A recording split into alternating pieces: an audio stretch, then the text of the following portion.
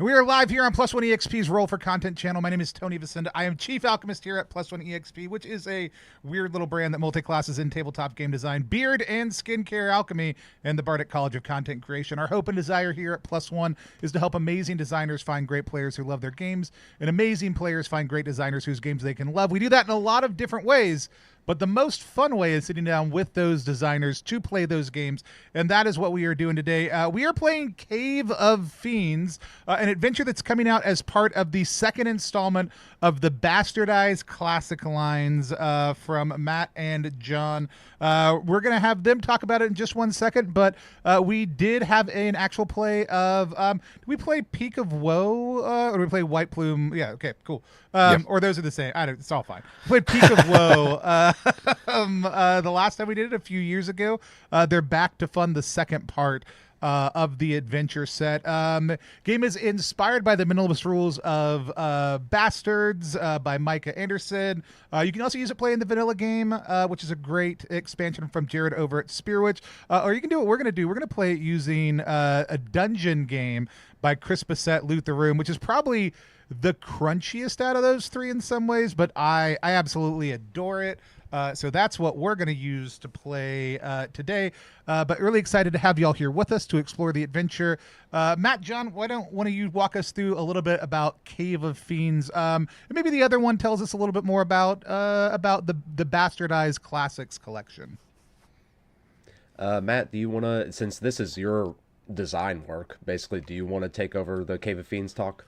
Yeah, sure. So yeah, Cave of Fiends is a reimagining, a bastardization of the original Dungeons and Dragons adventure module S4, the Lost Caverns of Tsojcanth, which is it's more than just a dungeon crawl. That's the big, like, culminating aspect of the adventure module is this huge 42-room dungeon where you're trying to find the magical treasure of a long-lost sorceress off in the mountains. But one of the things that makes Tsojcanth so cool is there's a whole hex crawl up front as well, and in order to find the cavern, you've got to do all sorts of like hex crawling. And so one of the things that we're doing for the Bastardized Classics, this second half of it, the first two were pretty much just more straightforward adventures. This one has the dungeon as well as a hex crawl. This one's going to be like 84 pages, I think, whereas the other ones were like 36 or so. And what's awesome is Bastards is in like the little A6 size, so we're going to get 84 pages in one of these bad boys. So don't know if we're going to go with the glue bound, or we've actually talked about we've talked about doing like the spiral bound so that it could lay flat, which would be really fun for like at table play. But yeah, so Cave of Fiends is the reimagination of Tsojcanth, and we're also reimagining Barrier Peaks. So John can talk about Barrier Peaks and the other Bastardized Classics we've done. Like Matt said, these are like bastardizations or basically updated versions of like classic modules. I did the first two being Peak of Woe and Vault of Doom, those being White Plume Mountain and Tomb of Horrors. But I basically took over Expedition to the Barrier Peak, writing that one, and me and Matt just came to the realization is like, I'm not going to get both of these done anytime soon. These are massive adventures. Barrier Peak alone has like 6 levels to it.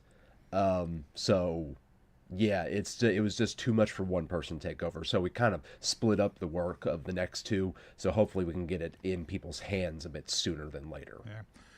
I mentioned it earlier, but people are excited about it. If you want to go help make this happen, y'all are itch funding. So it's going to be not on Kickstarter, not on any other crowdfunding site. You're going to go to ttrpg.link/Fiend Cave. We'll take you right to that. I also think Bastardized Games will also take you over there also too, if you want to use that one instead. I'll drop that link in the chat in just 1 minute, but it should also be in the description down below wherever You are watching. We met. Matt's going to be GMing for us. John's going to be playing also. Let's meet our other two players that I'm super excited to have with us. Familiar and wonderful face to see again here on stream. We've got Adam Seats. Adam, why don't you tell people who you are, what you do, and if you want to be found online, where they can do that. Yeah, my name's Adam Seats. I use they, them pronouns. I actually, most relevantly, I've finally been published with Plus One EXP because I contributed to the Pine Tar of Claw's Manor, which came out in December. Otherwise, you might know me from my own bastardized version of a beloved D&D module, which was the 5th edition Curse of Strahd into One Night Strahd, along with my friend Jake. Rather than turning it into an A4 booklet or A6 booklet, we turned it into like a 600-page heartbreaker. So it's completely different. Otherwise, the other really cool thing, which I don't think you can hear right now, but you will very shortly, is I recorded one of the We Read the Bloggies, which is a community effort of people going and reading the all of the blog posts nominated for the Bloggies, which is going on right now. Mine, well, you'll find out what it is soon, but you should go listen to those if you want to go listen to some audio versions of some very good blog posts. Yep. Voting also opens tomorrow for the Bloggies. If you have no idea what that is, I have dropped the link in chat for the Bloggies also too, but get ready to read/listen to 80 blog posts. Yeah, it's a lot. But otherwise, if you want to find me online, just look for I Know Adam Seats on pretty much anything. And then join us for the first time. And I believe you mentioned, I don't want to call you out, but I'm always excited to have somebody's first AP be on stream here with us. Nona, why don't you tell us who you are, what you do, where folks can find you online? Hi, I'm Nona Rowe. I'm a queer disabled VTuber. You can find me on YouTube, on Twitch, on Blue Sky, just at Nona Rowe, Nonaroe. I punish myself with retro games and mahjong. I stream Monday, Wednesday, Friday at 1 p.m. Eastern. Come hang out if you want to watch me have a bad time. I just recently started. I am going to complete every mission and every ending in Shadow the Hedgehog for the Nintendo GameCube, which has been heralded as a great game with no problems. But I do long plays. I just finished In Stars in Time. Fantastic, fantastic game. And I've been playing tabletop games for a long time, but this is my first time doing one on stream. Awesome. So I'm very excited. Yeah, excited to have you. Because we play with different groups all the time, we want everybody to be as comfortable as possible on stream. We use a couple different tools here to keep everybody on focus and keep our game on track. Those are lines, veils, the X and O card, and the open door policy. We're going to start with lines and veils. Lines are things that may exist in the world of the game we're playing in, but they're not things that exist while we play it. They are off limits. So we have a strong line against sexual violence and sexual coercion on the stream. We like to have a conversation about anything else that comes up. We also have at least veils against most phobic behavior unless we're attaching them to some sort of bad thing that's happening that we need to fight and end. However, we want to hear from everybody else on what other lines or veils they might want to add. And then Matt, if there's any warnings people should be aware of, it's all the dungeon stuff. We get pretty badly hurt, so people should think about if there's a certain type of like injury you don't like. We can put that behind a line or a veil. Also, too, is a great thing to bring up. But any additional lines, veils we want to add from the table, and then we'll give Matt a chance to talk maybe a little bit about what are some content elements that may come up in play that we might need to be aware of. Adam? I'm really not a fan of graphic descriptions of eye injuries. Like, they happen, I get it, but like maybe we don't go super hard into talking about it. But so other than that, I should be fine. A veil on eye injuries. Big same. I would also like to say like dental injuries and stuff around that. I'm in a similar boat, so like getting your teeth smashed and all that stuff. No, thank you. Light, low eye stuff and tooth stuff is what we're talking about. Cool. Here's a question for the table, just because Tony, I know this might come up for you. We're all chill with like weird stuff happening to animals, right? Because I have a chicken. Yeah. I'm okay with weird stuff happening to animals. I will go ahead and throw out that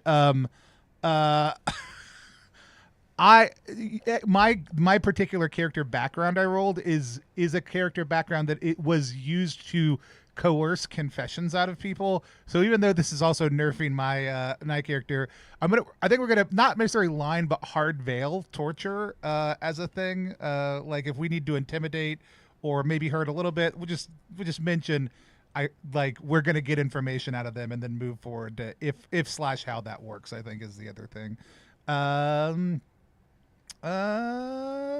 Yeah, I have a chicken. And the chicken, if I imperil the chicken, that's my own choice. If other people have an issue with it, though, we can talk through it at the time. Cool, Matt. Anything we want to toss out that didn't come up as things we might want to be concerned about in play? Yeah, so one of the things, because we're running through the first draft, which we've done a lot of like dev edits on, but they haven't gone in yet.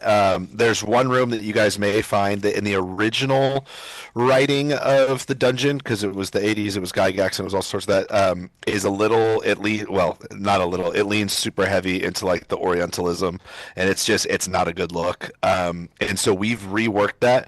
And in this first draft, it's completely redone, but still has a little bit of that we're working out. And so if that room gets encountered, I have changed it up. It leaned really hard into like Arabian Nights and a lot of like Middle Eastern sort of things. Changed it up quite a bit. And so because I don't have it written with the change up, I may fumble on words as I'm GMing there, just trying to on the fly talk about the decadence of this place without making it Orientalist. not cool. Yeah, exactly. So that's probably the only thing in there. Adam, you mentioned eye injuries. I will say there is a room that has what Bastardized refers to as the Eye Lord, which is just a beholder. Sure. The way it's described is it's a little bit more of like an octopus with a beak, and then at the end of all of its tentacles are eyes that are doing all sorts of things. And so there's eye stuff, and so I just want to prep that that's there. But there's nothing like weird or graphic connected with that. But just wanted to give the heads up that there is a lot of floating eyeballs at one point. That's cool. Yeah, as long as we're not vividly describing stabbing into the men. Perfect. Yeah. Absolutely. Cool. Awesome. The other two are the X card and the O card. The X card is the ability to pause the game at any point, identify an issue you're having. It could be that you're uncomfortable with something that's happening. It could be a need for clarification that you feel like you're not getting. It could be just general confusion about what's going on.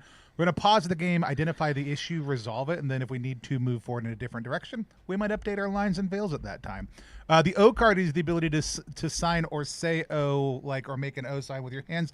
Be like, I'm super into what's happening right now. We should definitely continue doing whatever this thing is. If that happens in play, that's great.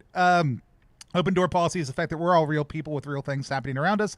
We may need to mute ourselves to talk to somebody off camera, get up for a short minute, or otherwise be occupied by real world things because we're real people and taking care of ourselves is more important than just being on stream.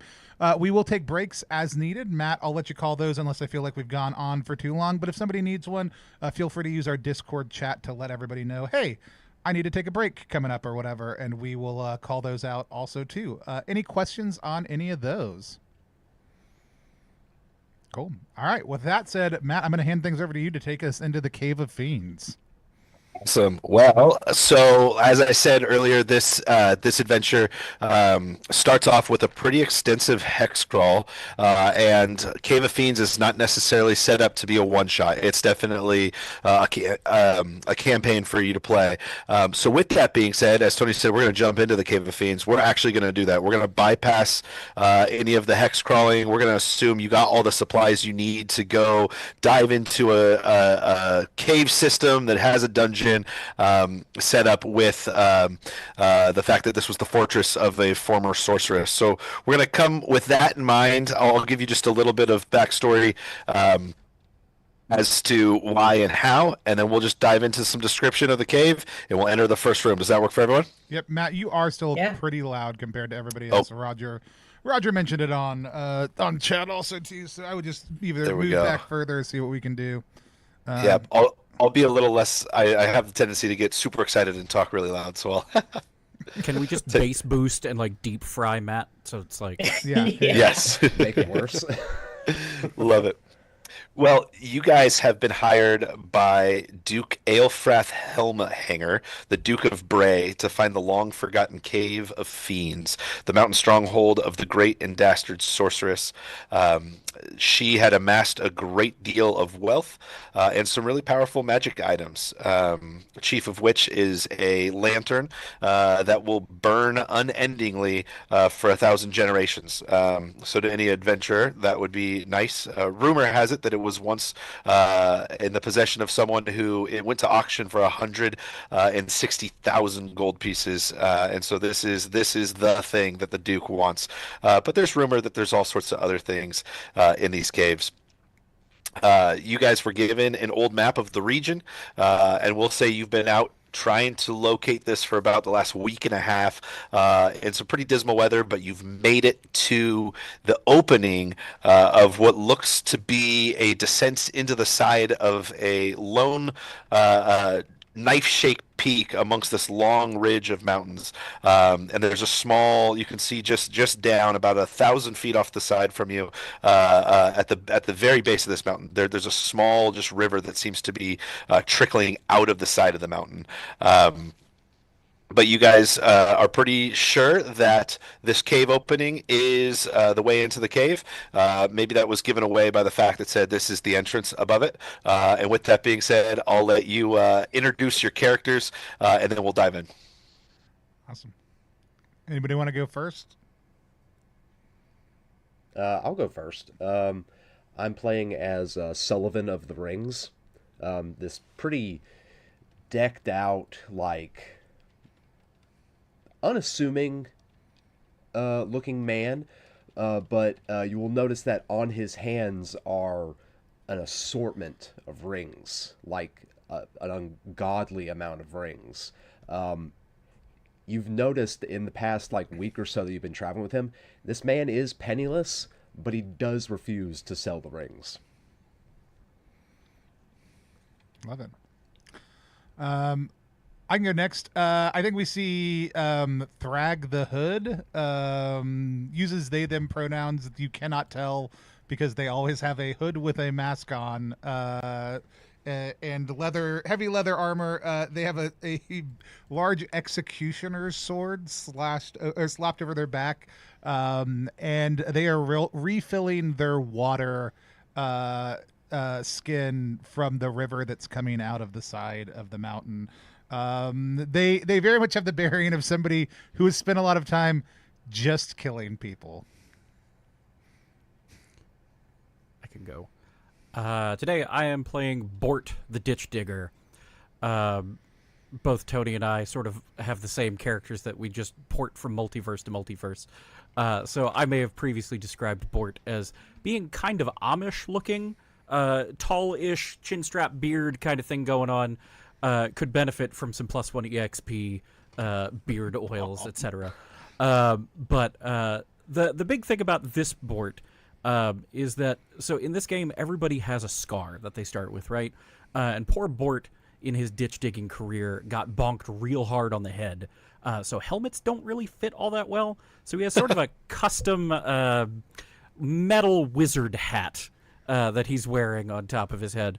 But otherwise, seems to be packing fairly light, backpack, belt pouch, and an odd glint in his eye with the magic he's come around this time.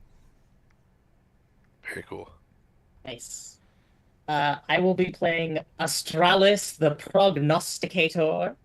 They are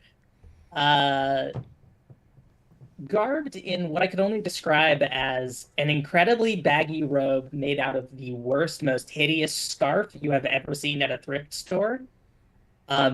Whatever the itchiest, gaudiest, least beautiful fabric you've ever imagined. They are garbed in way too much of it.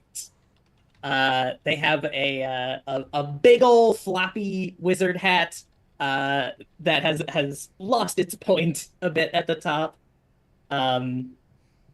and they sort of hobble. One of their feet twists at an odd angle, um, and they are accompanied by a torchbearer, name unknown. Every time Astralis refers to them, it is a different name, and, and it seems like they're mostly just here to get paid. Yeah. But Astralis has essentially just a wine flask and water skin, and Gregory carries the rest. Love it. Very good. If chat wants to suggest true names for the hireling, which we will never reveal, or I did forget, very importantly, I have a chicken right in on my backpack and a nice little wooden cage. If you want to name the chicken, this name can be revealed. We will do that. We're looking for those names. So feel free to drop them in. If you've got a chicken name or a hireling name, feel free to tell us which one is which or not. It doesn't matter. All right, Matt. I love it. I love it. All right. So as you guys make your way into the cave, I'm going to give just an overall description. This is the base layer of every different chamber you'll be entering. We'll have this as its base, and then we'll add things to that. I should also note that when it comes to as I describe directionally for like mapping, because that's one thing that these dungeon games love to do is encourage players to map. Everything in the maps for all of the Bastardized Classic are these grid maps. So I'll be using locations north, south, east, west, and all sorts of those things. Imagine just a square, and if it has a room going off the side, it'll just go directionally, and it'll just move over to another square. So just imagine a grid. We're not going to have to do all sorts of like weird snaking patterns and all that kind of stuff for rooms. So if someone is mapping, and Tony, you may just throw the map up. I've already done it. I love it. I love it. Very nice. Awesome. Perfect. Okay. Well, then that makes sense. Let me just start by describing these caves, and then we'll enter into the first room. Wet and dripping, constant dampness, a bone-chilling moisture rests ever as a film atop the cool surface of the rock walls, floors, and ceilings of this tucked-away system of caverns. The rock formations making up the architecture of the cave is a sight to behold, even if one shudders to touch it. The stone reflects and reimagines any light that strikes it. Prismatic rainbows flicker and glisten from the cold walls with crystal-like brilliance. Ruby, chartreuse, lapis lazuli, quartz, and pearlescence colored dance throughout the andesite halls. This place is a place of wonder as torchlight bounces back to the eye in never-before-seen hues. Littered across this splendor is a variety of exotic fungi and alien mushrooms and lichens. Small pools full of pale crawdads and aquatic beetles checker the floor. The caves are slick, so move with caution or risk a painful fall. So, as that's what you are walking into, you descend down a long flight of slippery stairs into a natural chamber. Entering from the west, a domed ceiling furnished with stalactites looms 50 feet above. The chamber spans wall to wall roughly 70 feet. The room has a thick darkness easily cut by lantern or torchlight. Light sources here will instantly catch a glint of something strange on the wall ahead.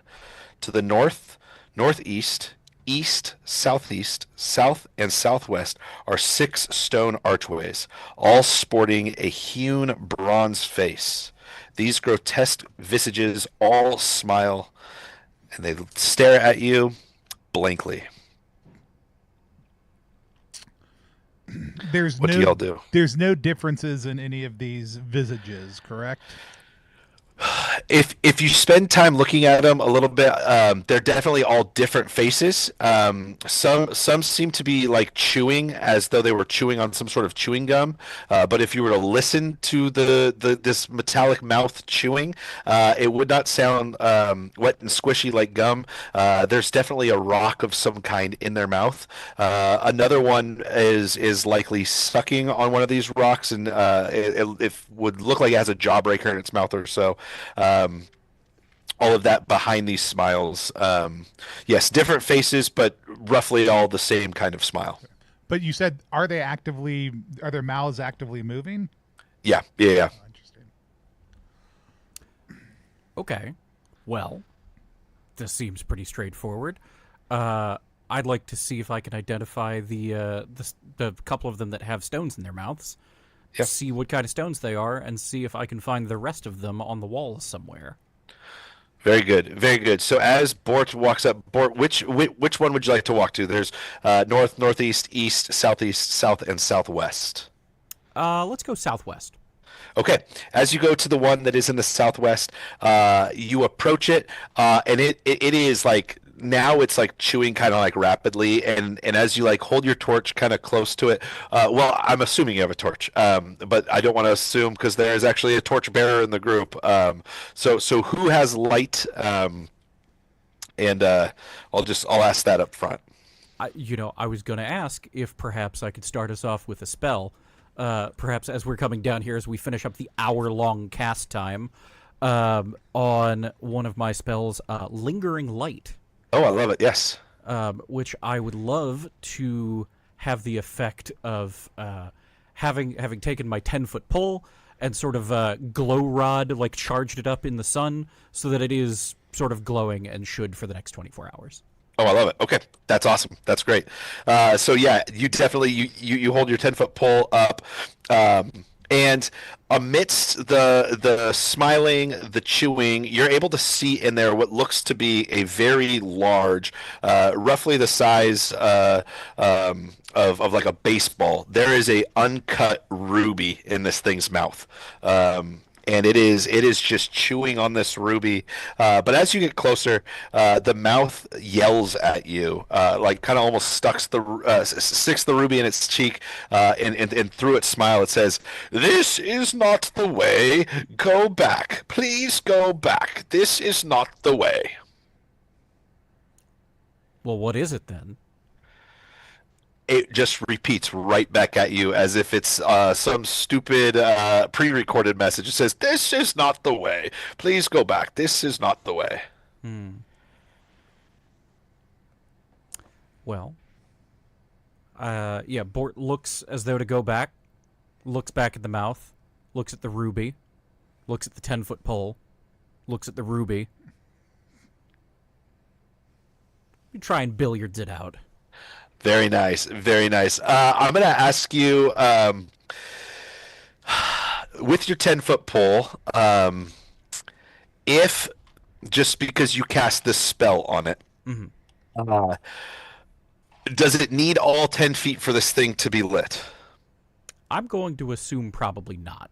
Okay, that will likely be good, because I'm going to allow you to deal the damage to your own 10-foot pole as this thing, almost with a otherworldly, ungodly-like speed. It sees the stick coming and it clamps down, and it's going to, depending on what you roll, potentially bite a foot off of this pole. So it's going to be 2d6 damage. I'll say anything north of 8 on the result, it's going to break a foot off of your pole. Otherwise, it's just going to kind of like have a slight bend to the end.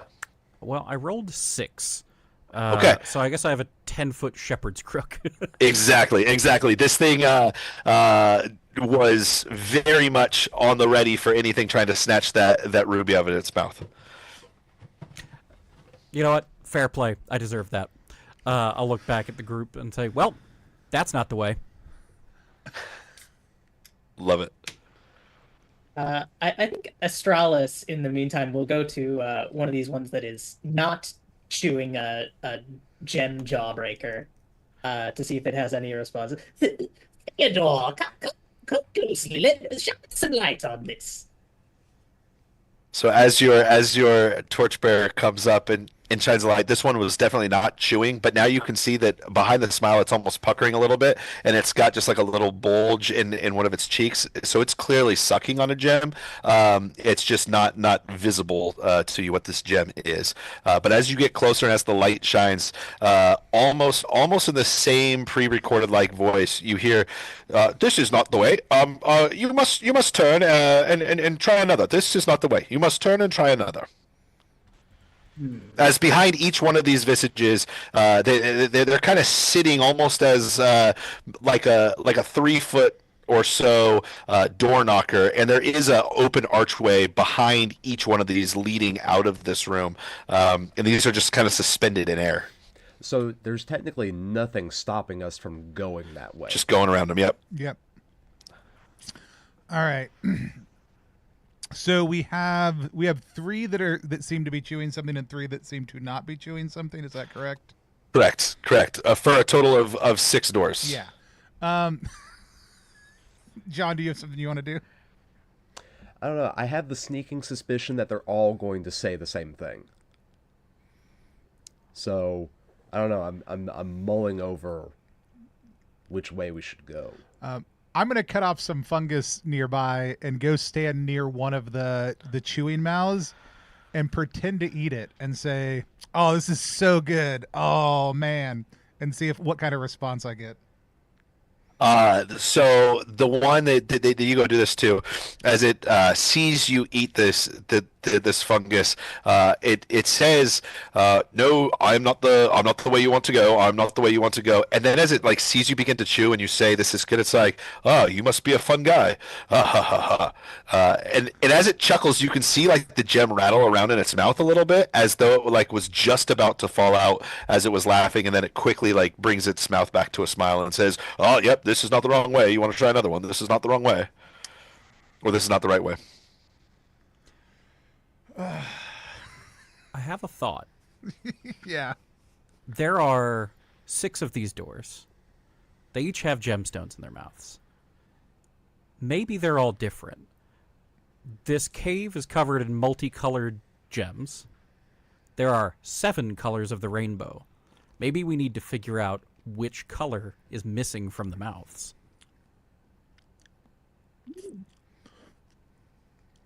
I'm just shooting in the dark here. Quite literally, I guess. No, you've got light. It's fine. Yeah, I was gonna say it's not as dark. You got that 10-foot pole. Yeah, that's true.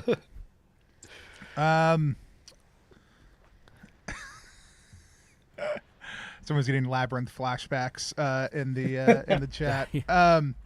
Yeah, but we have identified nothing is literally nothing is stopping us. What color? The one I was just interacting with. What color is the gem in its mouth? Yeah, I will say because the lichen that you had has some bioluminescence to it, you were able to, with the light that was from that, catch almost. This is less of a gem and more of a stone, as it was this like opalescent dark blue with almost these like goldish veins going through it. Okay. And so your assumption would be this is lapis lazuli of some kind. And I have normal green ass lichen in my hand. Yeah. Okay. I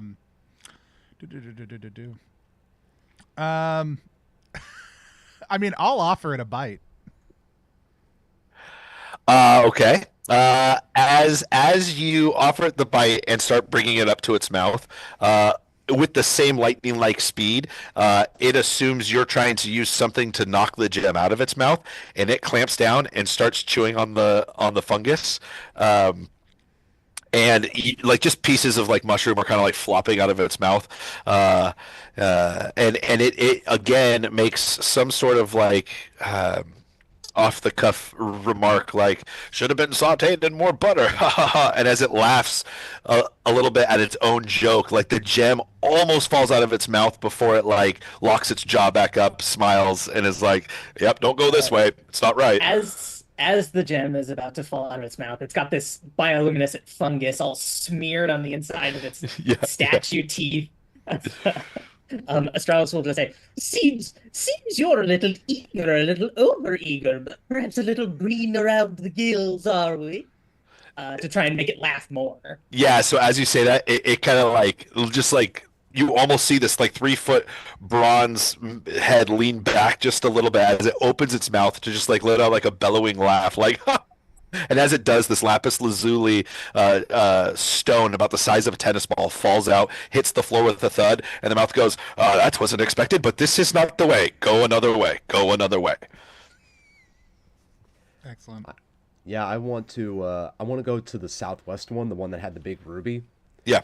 And I want to go up to it and say, so when you go into the bathroom, you're American, and when you walk out of the bathroom, you're American. What does that make you? European. The ruby just falls out of its mouth. I pick up, and then the pre-recorded, "This is not the way. Please go back," begins to play again. The ruby itself is if you wanted to note that is worth 348 gold pieces, and the piece of lapis lazuli is worth about 17 gold pieces on the market. Hot damn. Are these gold in dungeon game gold terms, or are these silver equivalent? Oh yes. I'm reading for bastards. Yes, it's going to be the standard monies for a dungeon game. So silver pieces. Silver pieces. Yes. Just making sure. Correct. Gold is substantively worth more, and so Yes. This is all silver standard for Christmas sets of dungeon game. Yep. And you don't need to clarify that going forward. We'll just assume that it is the same amount of coin. I just want to make sure. Does somebody Perfect. want to keep track of those numbers for the party? Sure. Yeah. I've got a big stack of post-it notes here along with my character sheet. Excellent. So we only have one more gem, or they all have only the chewing ones have gems, right? Well, so all of them have gems. You've only been able to see 3 that are chewing that the actual gem is there. Gotcha. But Astralis, to the one that was sucking on a gem, it was evident there was something in the mouth, but didn't see that necessarily it was a gem yet. Gotcha.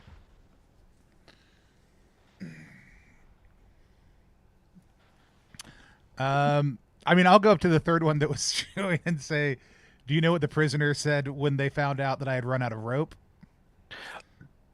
This is not the right way. Go another. No noose is good news. And out just pops like this tiny little like orange agate out of its mouth. But as you pick it up, it's a carmelian stone, and it's worth about 23 silver pieces. And then it begins to say, "This is not the way. Please go another." All right. The other ones, as we come up to them, do they repeat the message, or do they say nothing? Yeah, so all 6 of them, I'm going to assume you guys have kind of like gathered, hey, these things are saying similar things. You've approached all of them. They all have the same warning in different parsing of the English language, or whatever the standard language is in the game. This is not the way. Go back. Go another. Cool. If we try the humor approach on the other 3, does it equally work in getting them to spew there? All right, cool. Yep, I'm going to say between the other 3, you guys are able to grab another 39 silver pieces worth of precious gems. Now, none of them are chewing, none of them are sucking. They are all just smiling with this little like hint of like, they did me, like, and so it's a less of a happy smile, but it's still a smile nonetheless, and it is still the same. The same words. This is not the way. And other than the light that you talked about was further up the hallway, correct? Like that was when we were back. It's actually going to be the base level of the description of every room is going to be that it has this kaleidoscopic, unnatural light reflecting through the rocks and like the crystalline structure that lies beneath. So they are coming through crystals in the walls. This is kind of Correct. Refractive quality. Yep. Okay. I will say too, because you guys have gone to each one of the doors with the glow stick, the 10-foot glow stick, Bort would be able to notice that of all of the hallways or tunnels leading out, the one to the southwest seemed to go on beyond what the eye could see more than the others. The others, there was the small, like a small hint that they opened pretty closely down, maybe 30 to 50 feet into another chamber, but the one to the southwest just continued on and really became utter darkness.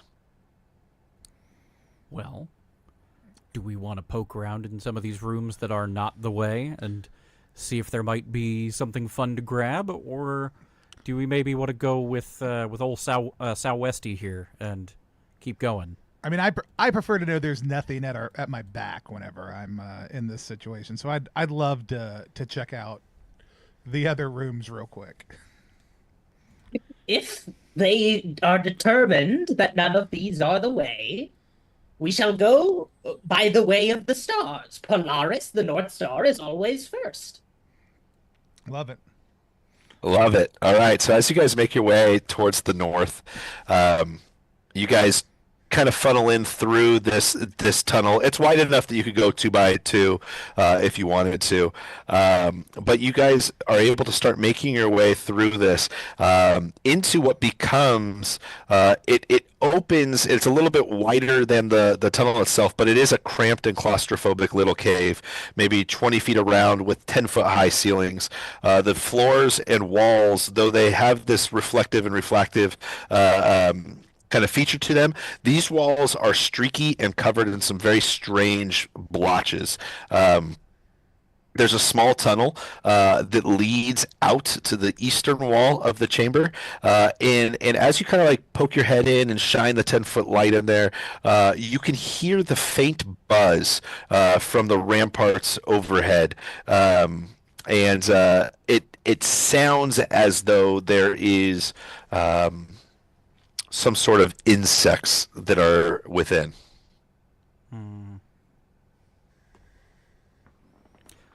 Look at the group. Looks like none of my beeswax. You hear from behind you one of those the face. We do have all the gems already.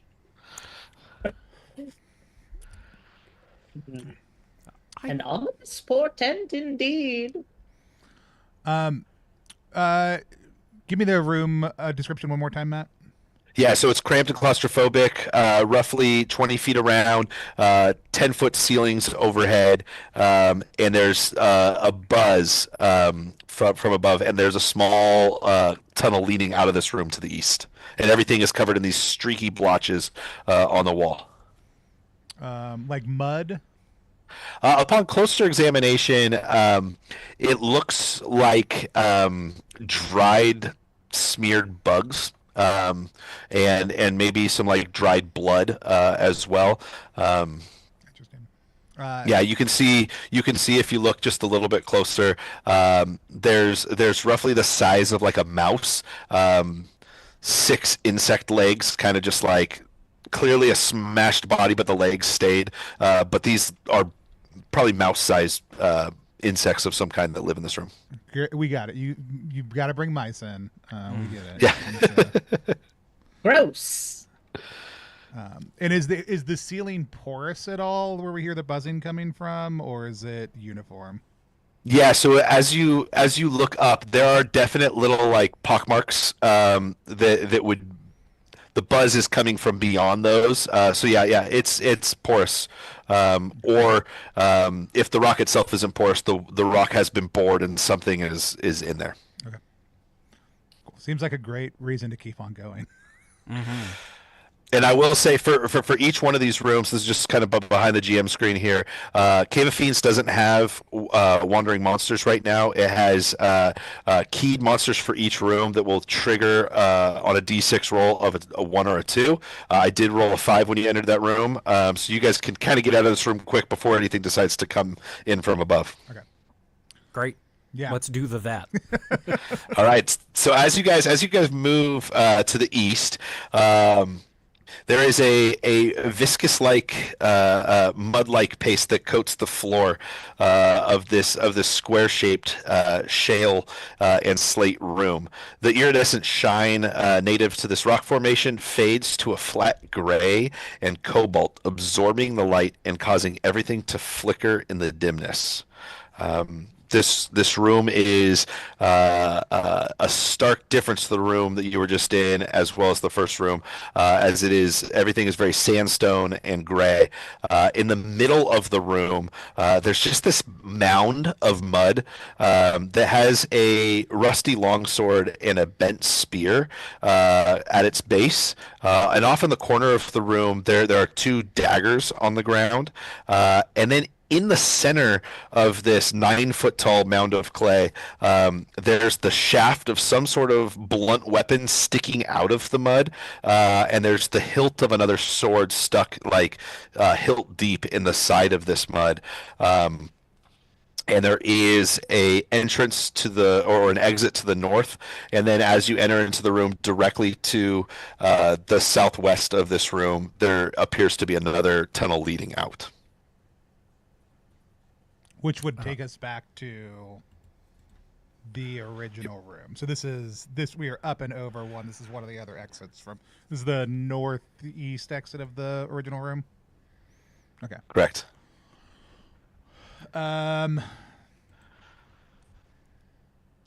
Who wants to poke the mud?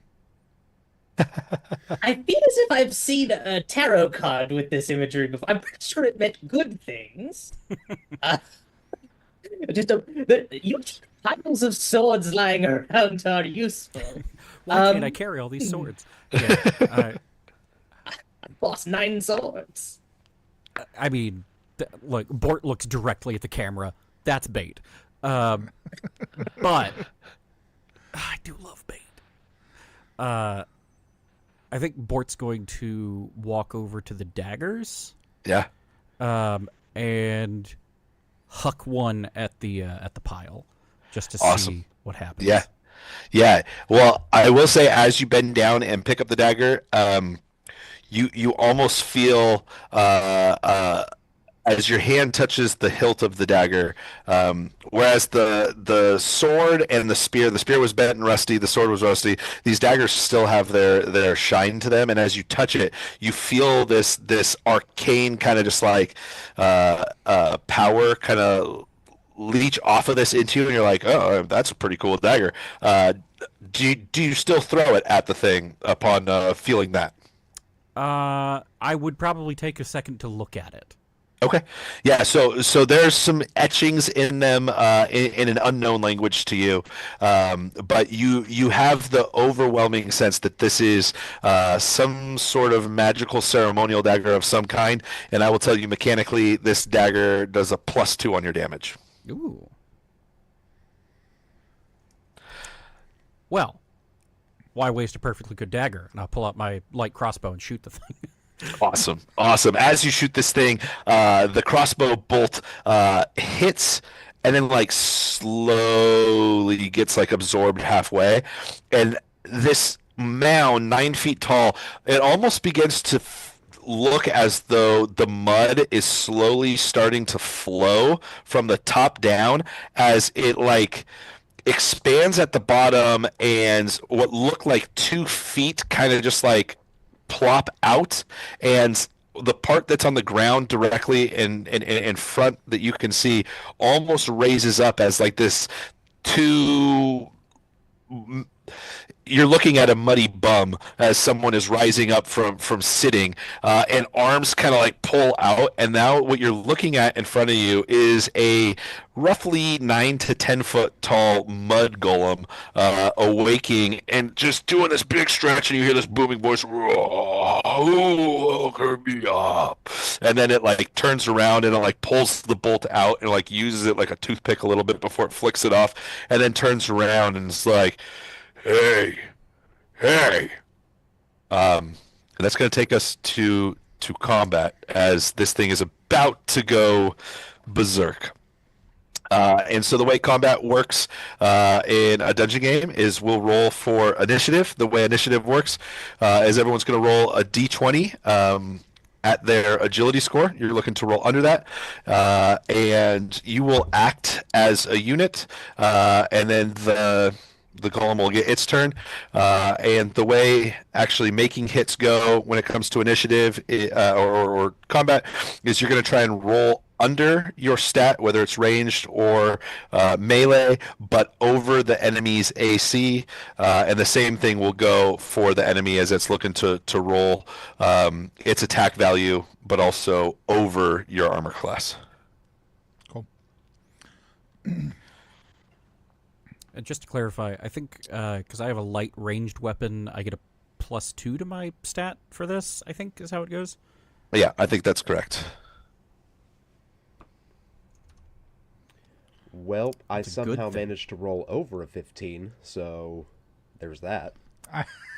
I rolled exactly a 15, which is exactly with the +2 what I needed.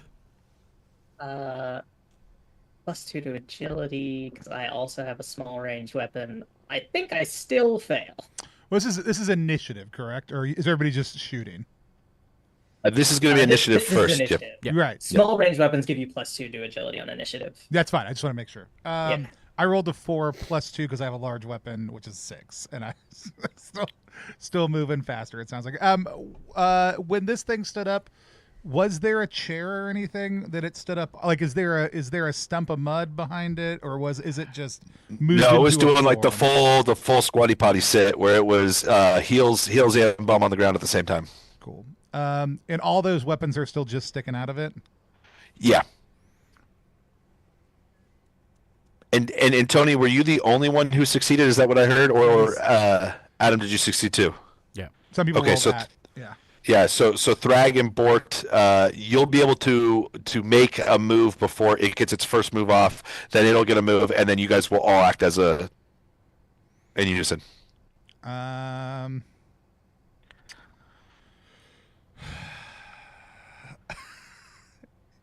a giant mud thing with a bunch of things are gonna. I'll let our resident magic dagger friend go first. Oh boy. I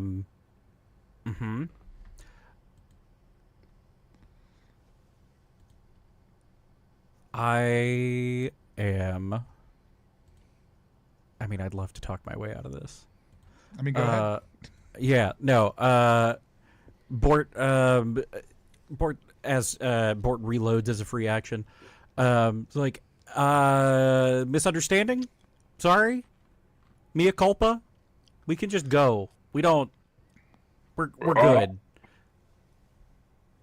I'm gonna roll. I'm gonna see. Actually, why don't you roll for me? Roll a d20, and if you roll below 8, it's gonna be dumbfounded enough by even your speech that it could give you enough, like, to get the party out of one of these rooms before it goes slamming an attack on you. We'll see. We'll see if it has any of the wherewithal to do this. Sure. You said D20 under an 8. Yep. That was a 6. Okay, it's confused by any, like, no one's jumping straight to attack it as you begin to speak to it, and it like freezes enough. Yeah, I will say its action is being confused. That gives the party a chance, unless Tony, you wanted to do something on your surprise. Boy, do I! But.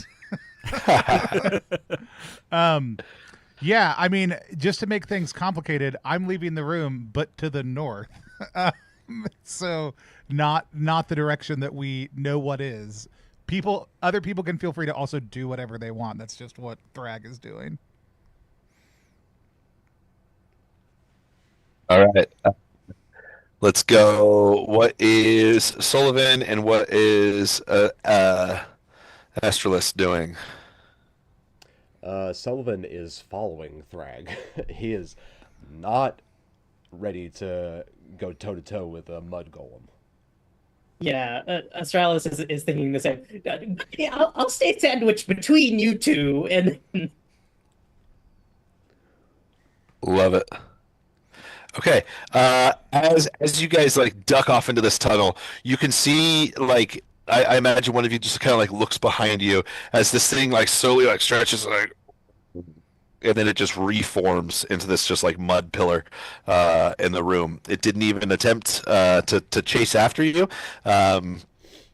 It is tied to this room somehow, and as you guys crawl through this tunnel, I do want to declare, I do pay attention to where its head ends up when it reforms back into the mound. Yeah, so imagine you don't have to describe it to me. I just need my character to have that knowledge at this point in time. You would know exactly where it is.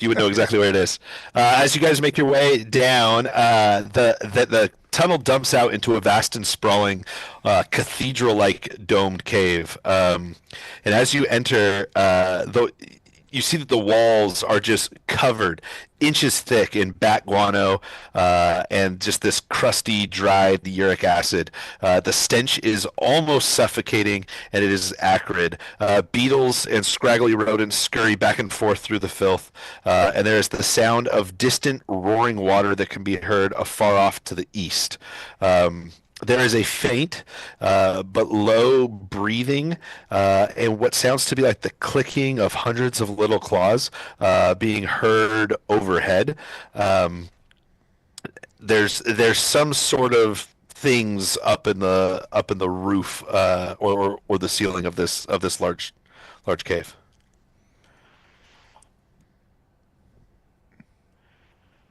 Excellent. I will also say on the floor here, there are a couple gold pieces, about 3 gold pieces, 17 silver pieces, and a pearl necklace just kind of scattered throughout the floor here. Cool.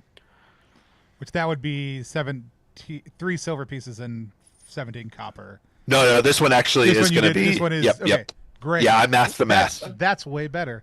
Yeah, So you said it was what? 3 gold pieces, 2 gold. 3 gold pieces, 17 silver pieces, and a pearl necklace.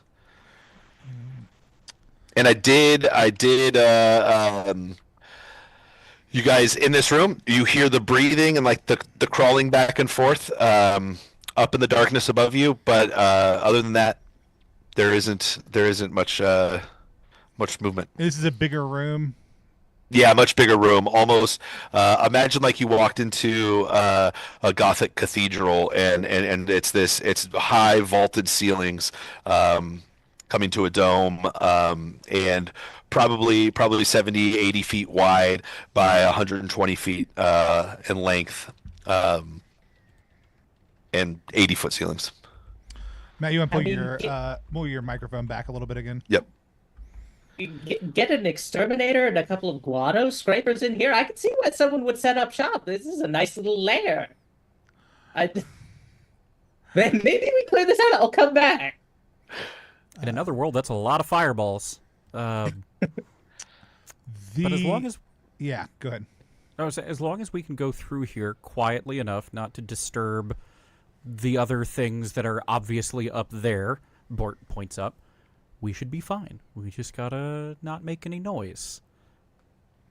As we kind of make our way around and are looking through this, is the way we came in? I didn't hear you describe another exit in this room. Is there another way out?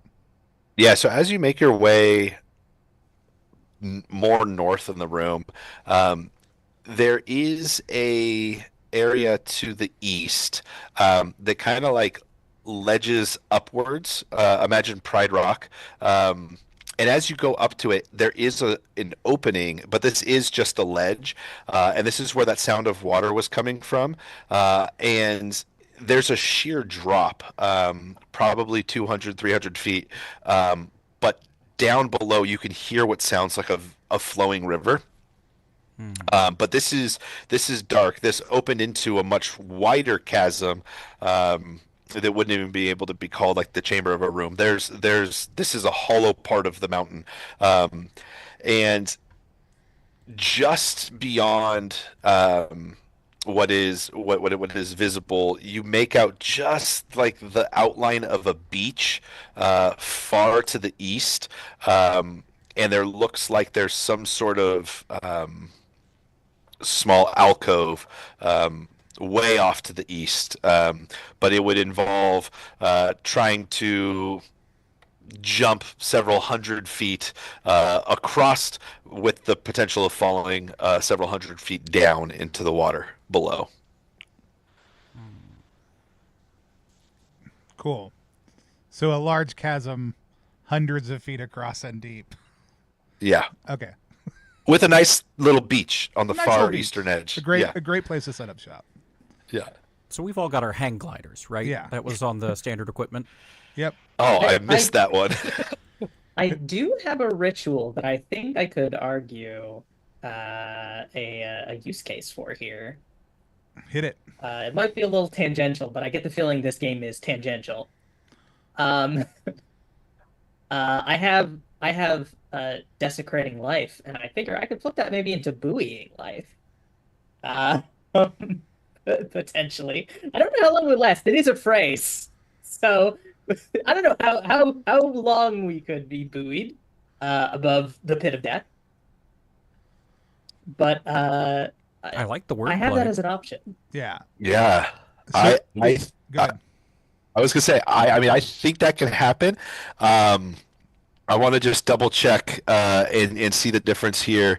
To flip the spell, does it require a successful Uh, cunning save, You get or one I for free. believe uh, you can flip one of the words for free, but glorious? doing the spell successfully, you still have to do a cunning. Yep, yep. But you don't have to I exert or anything.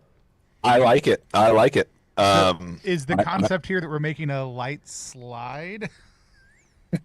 no, not I light, but life. Is that correct? Light. Yes, buoying life.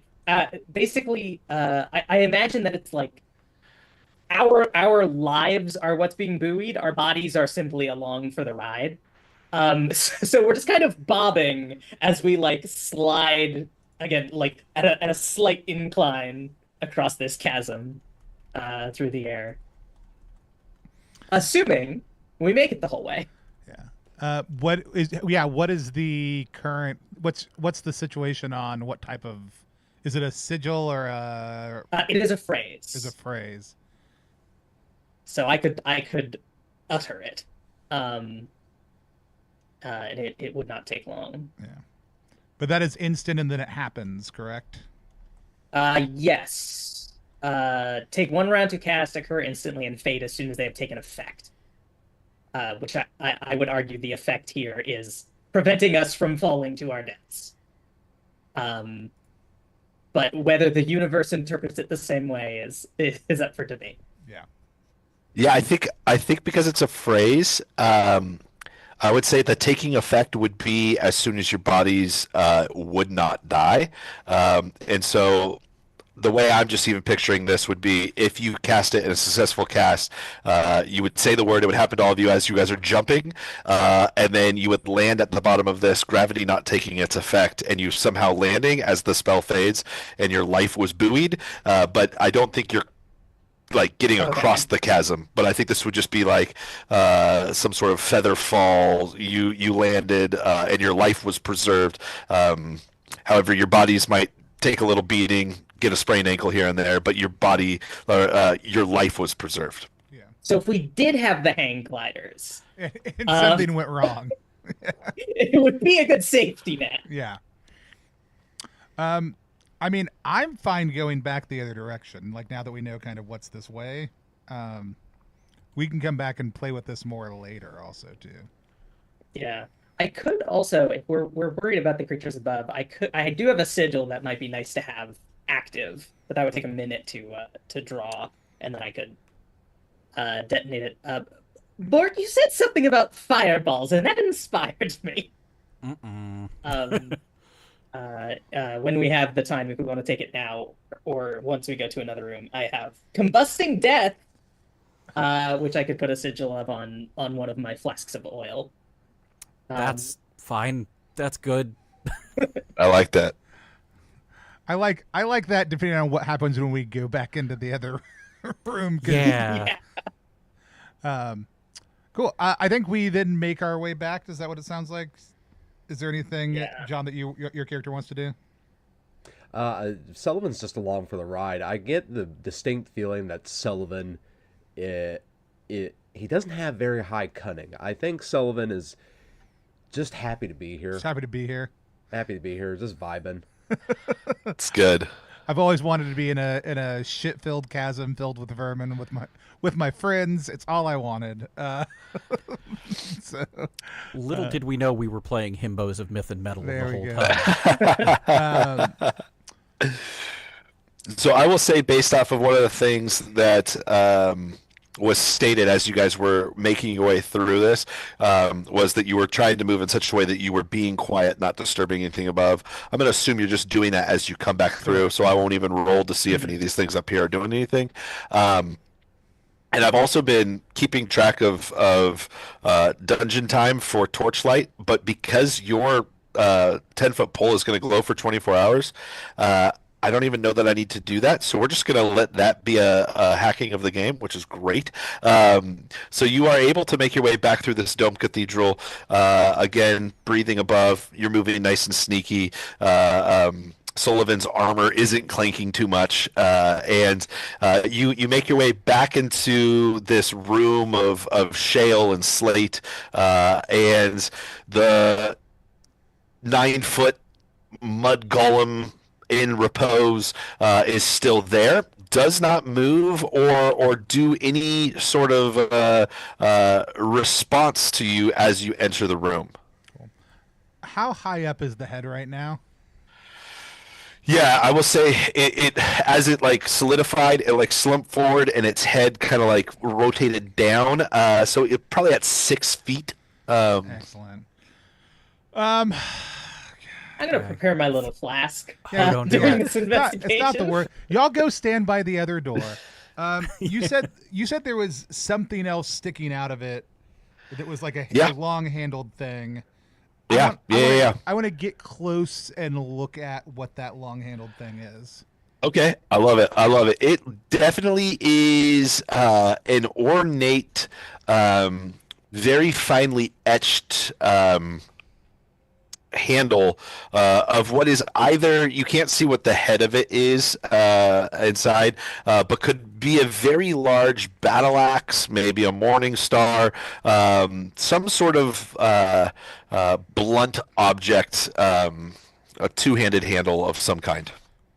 Cool. But not just like your standard run-of-the-mill handle. Someone put care and time and effort into making this decorative, and it's definitely something that is probably known by someone from a distant time. Yeah. Here's the deal. I don't think I can always get away with this, but I do know that when you do a thing that is connected to your job, you get advantage. I would just like to try to cut this thing's head off and see what happens. It is in position, and I will not get a better shot at this. And I do not know that this is a good idea, but I do know I, as a player, will regret not doing this, and I think Thrag would regret not doing this later. So I will motion for everybody to go by the other door.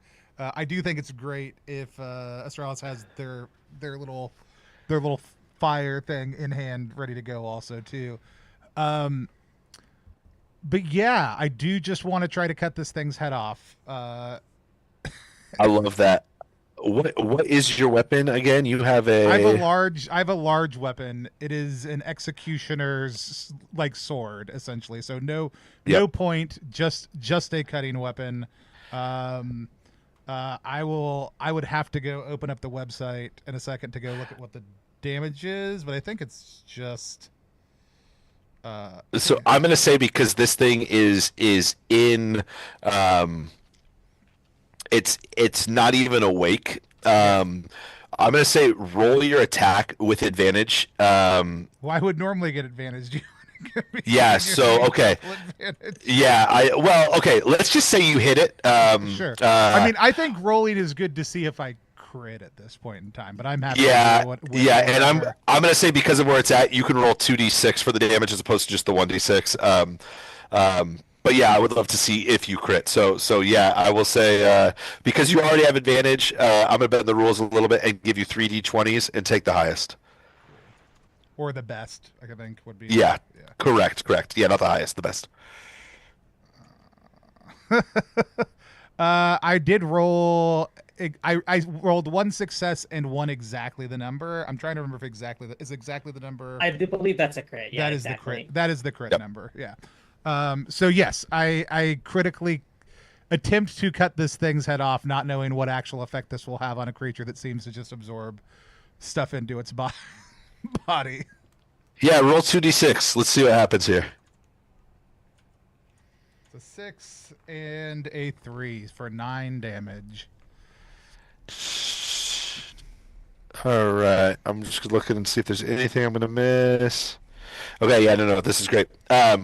So as you do, your sword as it hits, you definitely feel the resistance of the clay-like mud. But as you're just pulling through, the clay head of this thing kind of like falls forward. Your sword didn't get all the way through it, but this thing, its body like tries to like raise up. And like you can see whatever like clay golem like neck muscles that it still has intact. It's trying to like flop its head back in place, but it cannot. And like it slowly starts falling forward, and then it just splats on the ground. Love it. I love a splat. I just want to grab that cool looking thing and get out of here now quickly. Yeah, as you grab and pull it out, it would appear that this, by the blade at the top of it, there may have been at some point in the distant past another adventurer from some bygone location that was also an executioner, as this is a large executioner's axe. And so it almost just seems fitting that you be the one to finish the job that was started. And so you have, in addition to your large executioner sword, you have a large axe as well. Excellent. Just gonna see if anybody else wants it, and if not, I'll put it back in the first room because I will be encumbered quickly if I keep on picking up cool stuff and carrying it around with me. Just give it to Larry. He'll carry it. It'll be give fine. it to Larry. Love it. Thank now you, an Jonathan. axe bearer and a torch bearer. Yeah. All right, so you guys are making your way back, and as you leave this room, the buzzing as you enter into this tunnel, you can hear. I don't know how this is possible. I'm breaking the fourth wall here. For the encounter die, I've legitimately rolled the exact same number every single room you've gone into, every single time you've doubled back into a room as well.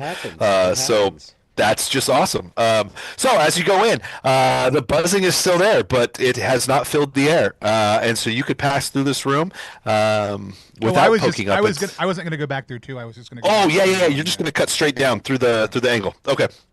Well, then you make your way coming through. That hewn bronze face is still there.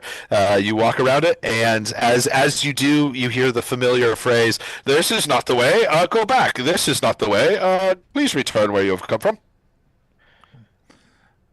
It seemed pretty the way. Do you need to brush up on your prediction skills? I mean, I could give you a course.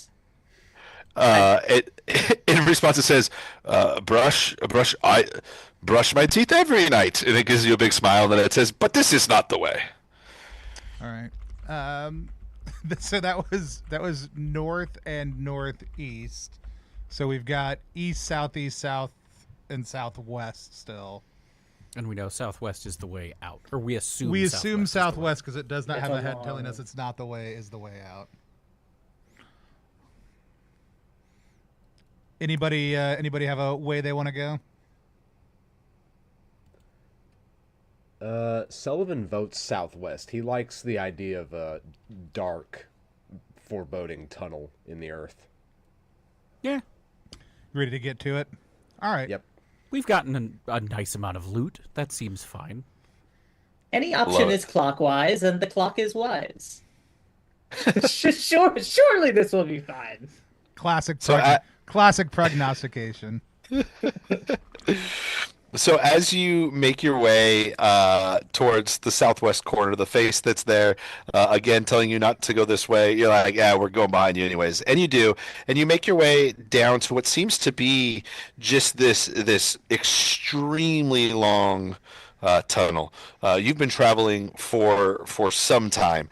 As you make your way, it comes and then it just bends and it goes due south for quite some time, and then it comes to almost a 90-degree angle as it swings off to the east. And as you start making your way down this path, there's just the sound of innumerable bats swarming in the vaulted ceilings above. This path is long and it is a dark corridor, not anymore as it is lit by this 10-foot glow stick. There are small fungi and lichen that blankets the walls like a tight cut hairstyle. Sand and guano carpet the cavern floor. Varicolored minerals sparkle the length of the hall like a continuous disco ball. You definitely can see that there are more than just like 50 bats above. We're talking like swarms of multi-hundred bats up above you. But as you guys are walking, you do notice that there are these small pockmarks in the wall, looking that they could potentially house like an idol of some kind if someone were going to place it in there. There are none currently, and they start getting to be bigger holes in the wall. The biggest one that you've seen is roughly basketball size hole in the wall. And as you get to the end of this tunnel, there is to the east. This tunnel just kind of continues on to the east, but there is a small path that splits off of this cave to the northeast. And it's a smaller tunnel that seems to just like wind off into the darkness. So you have an option to the northeast, and you have an option due east as well. And the spaces in the wall were on the way, or they are at this intersection? They're on the way, and they started to get more in number as you get to the intersection. More in number and more in size as well. Can we see that they're all empty, or is there a potential for stuff to be in there currently? Yeah, so as you look a little closer at them, there isn't anything in them right now. But let's say if you were to spend a couple minutes looking at like three or four of them, probably every third one, it looks like there's some sort of like it continues on beyond just the pockmark there on the wall, as if there's some sort of hole or like little tunnel that leads out, that something could enter if it was like snake size or exit. If, just as an example, if it were possibly snake size, as a random whatever. You want to go straight or take the sideways path?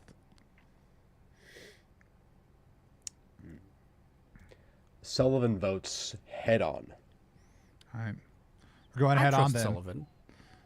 Sullivan's That's not endorsement get was all I turned needed. around. I love it. So I will say, if anyone is mapping, and also because y'all can see the map as well when it's pulled up, you have if the furthest away cave that you went to previously that had like the shelf, yeah, you guys are making your way to 11 right now there on the map. And so as you do, the path widens, and this truly becomes a gallery of like monumentous length. The height of the rocky roof overhead is completely outside of any visibility, making the space above feel like an endless expanse. And it is somewhat disorienting, as you've been able to at least see some semblance of where the ceiling above you is. And so, as you continue, there is this otherworldly lichen that's just clinging to the walls, and above is yet again the telltale sound of more bats.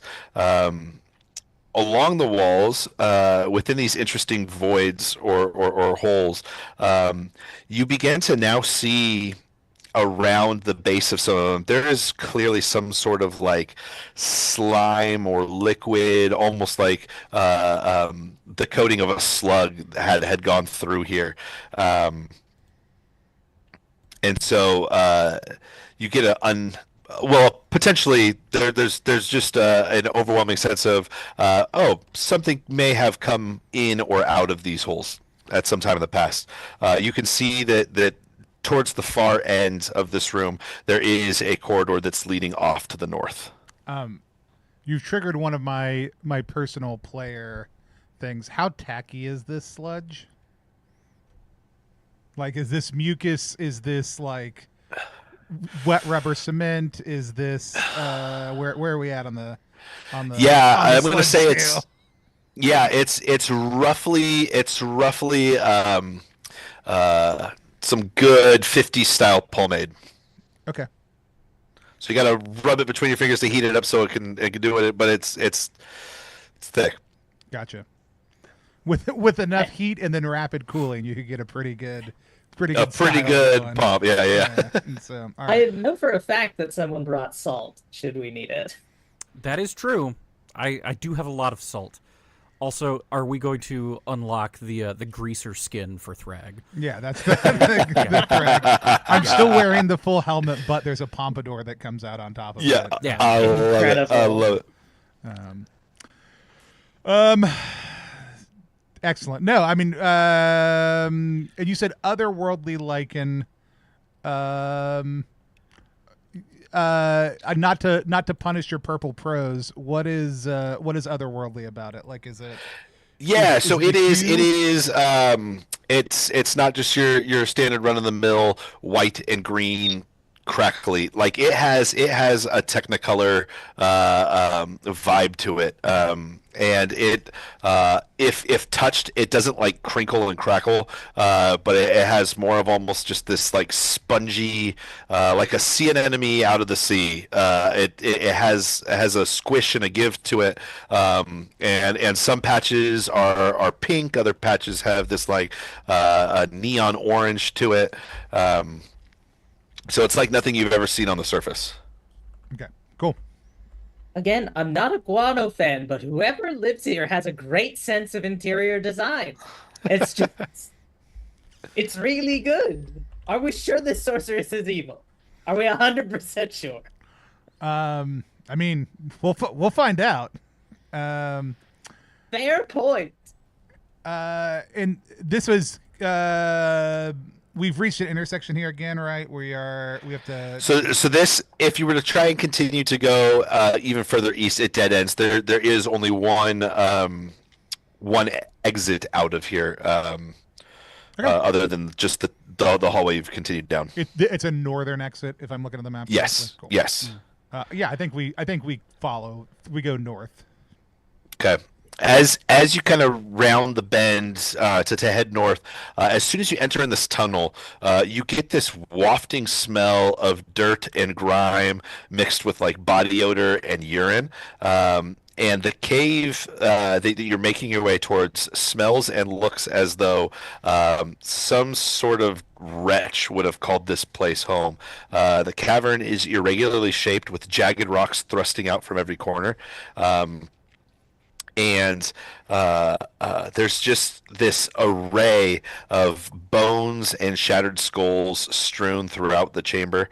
And in the center of the room, as you kind of like peer in, there is a stone altar that rests in the middle of the cave, and on it there is the carcass of some unfortunate creature. And as you make your way into the room, I won't force you to be like in the middle of the room right away. You do get the distinct smell of like fresh death, and there's like a white dust on the ground that, upon closer examination, it's just pulverized bone. That and the mix of the sound, or the smell of the body odor and the urine. This is very clearly the home of something, and it's something that crushes bones. Well, I don't like that one bit. Sullivan has no fear. We can get So away with being crushed. Sullivan is also someone who crushes bones, right? Like, yeah, this could be your absolutely. home. Sullivan has no fear, so he's going to stride into the room towards the. I believe you described that as an altar, kind of. Yep, yep. He's going to walk towards that altar and inspect it. Perfect. One of the things that I do at my table is I roll all my dice out in front, so everyone can see them, and I am just going to show you this. That is what I rolled. So Perfect. Sullivan, this is your day was coming. As you walk towards this altar, it definitely is like this large. The carcass is like an eel. It looks like a 7 or 8 foot long moray eel. Roughly has the diameter of like a softball, and has this like almost like pomade like slime on it. Uh, as you get closer to the altar, you hear movement off in the distance, and then you see this just like the silhouette of something quite large stand up, and there is pretty close to where you are. It looks like there's a pile of bedding. But as this thing stands up, it is humanoid, and it has 2 arms, 2 legs, but protruding from one of the arms looks as though it has like the full length of another leg, and then it begins to lift, and you can see that this is likely a giant wielding some sort of club, and it is now lumbering towards you. That feels like a great place to take a break Yeah. before we roll initiative. Yep, I love Oh, it. We're going to take a incredible. 5-minute long body break unless somebody has something they need to declare before we step off. And then we're going to come right back and figure out what's going on with this giant in the Cave of Fiends.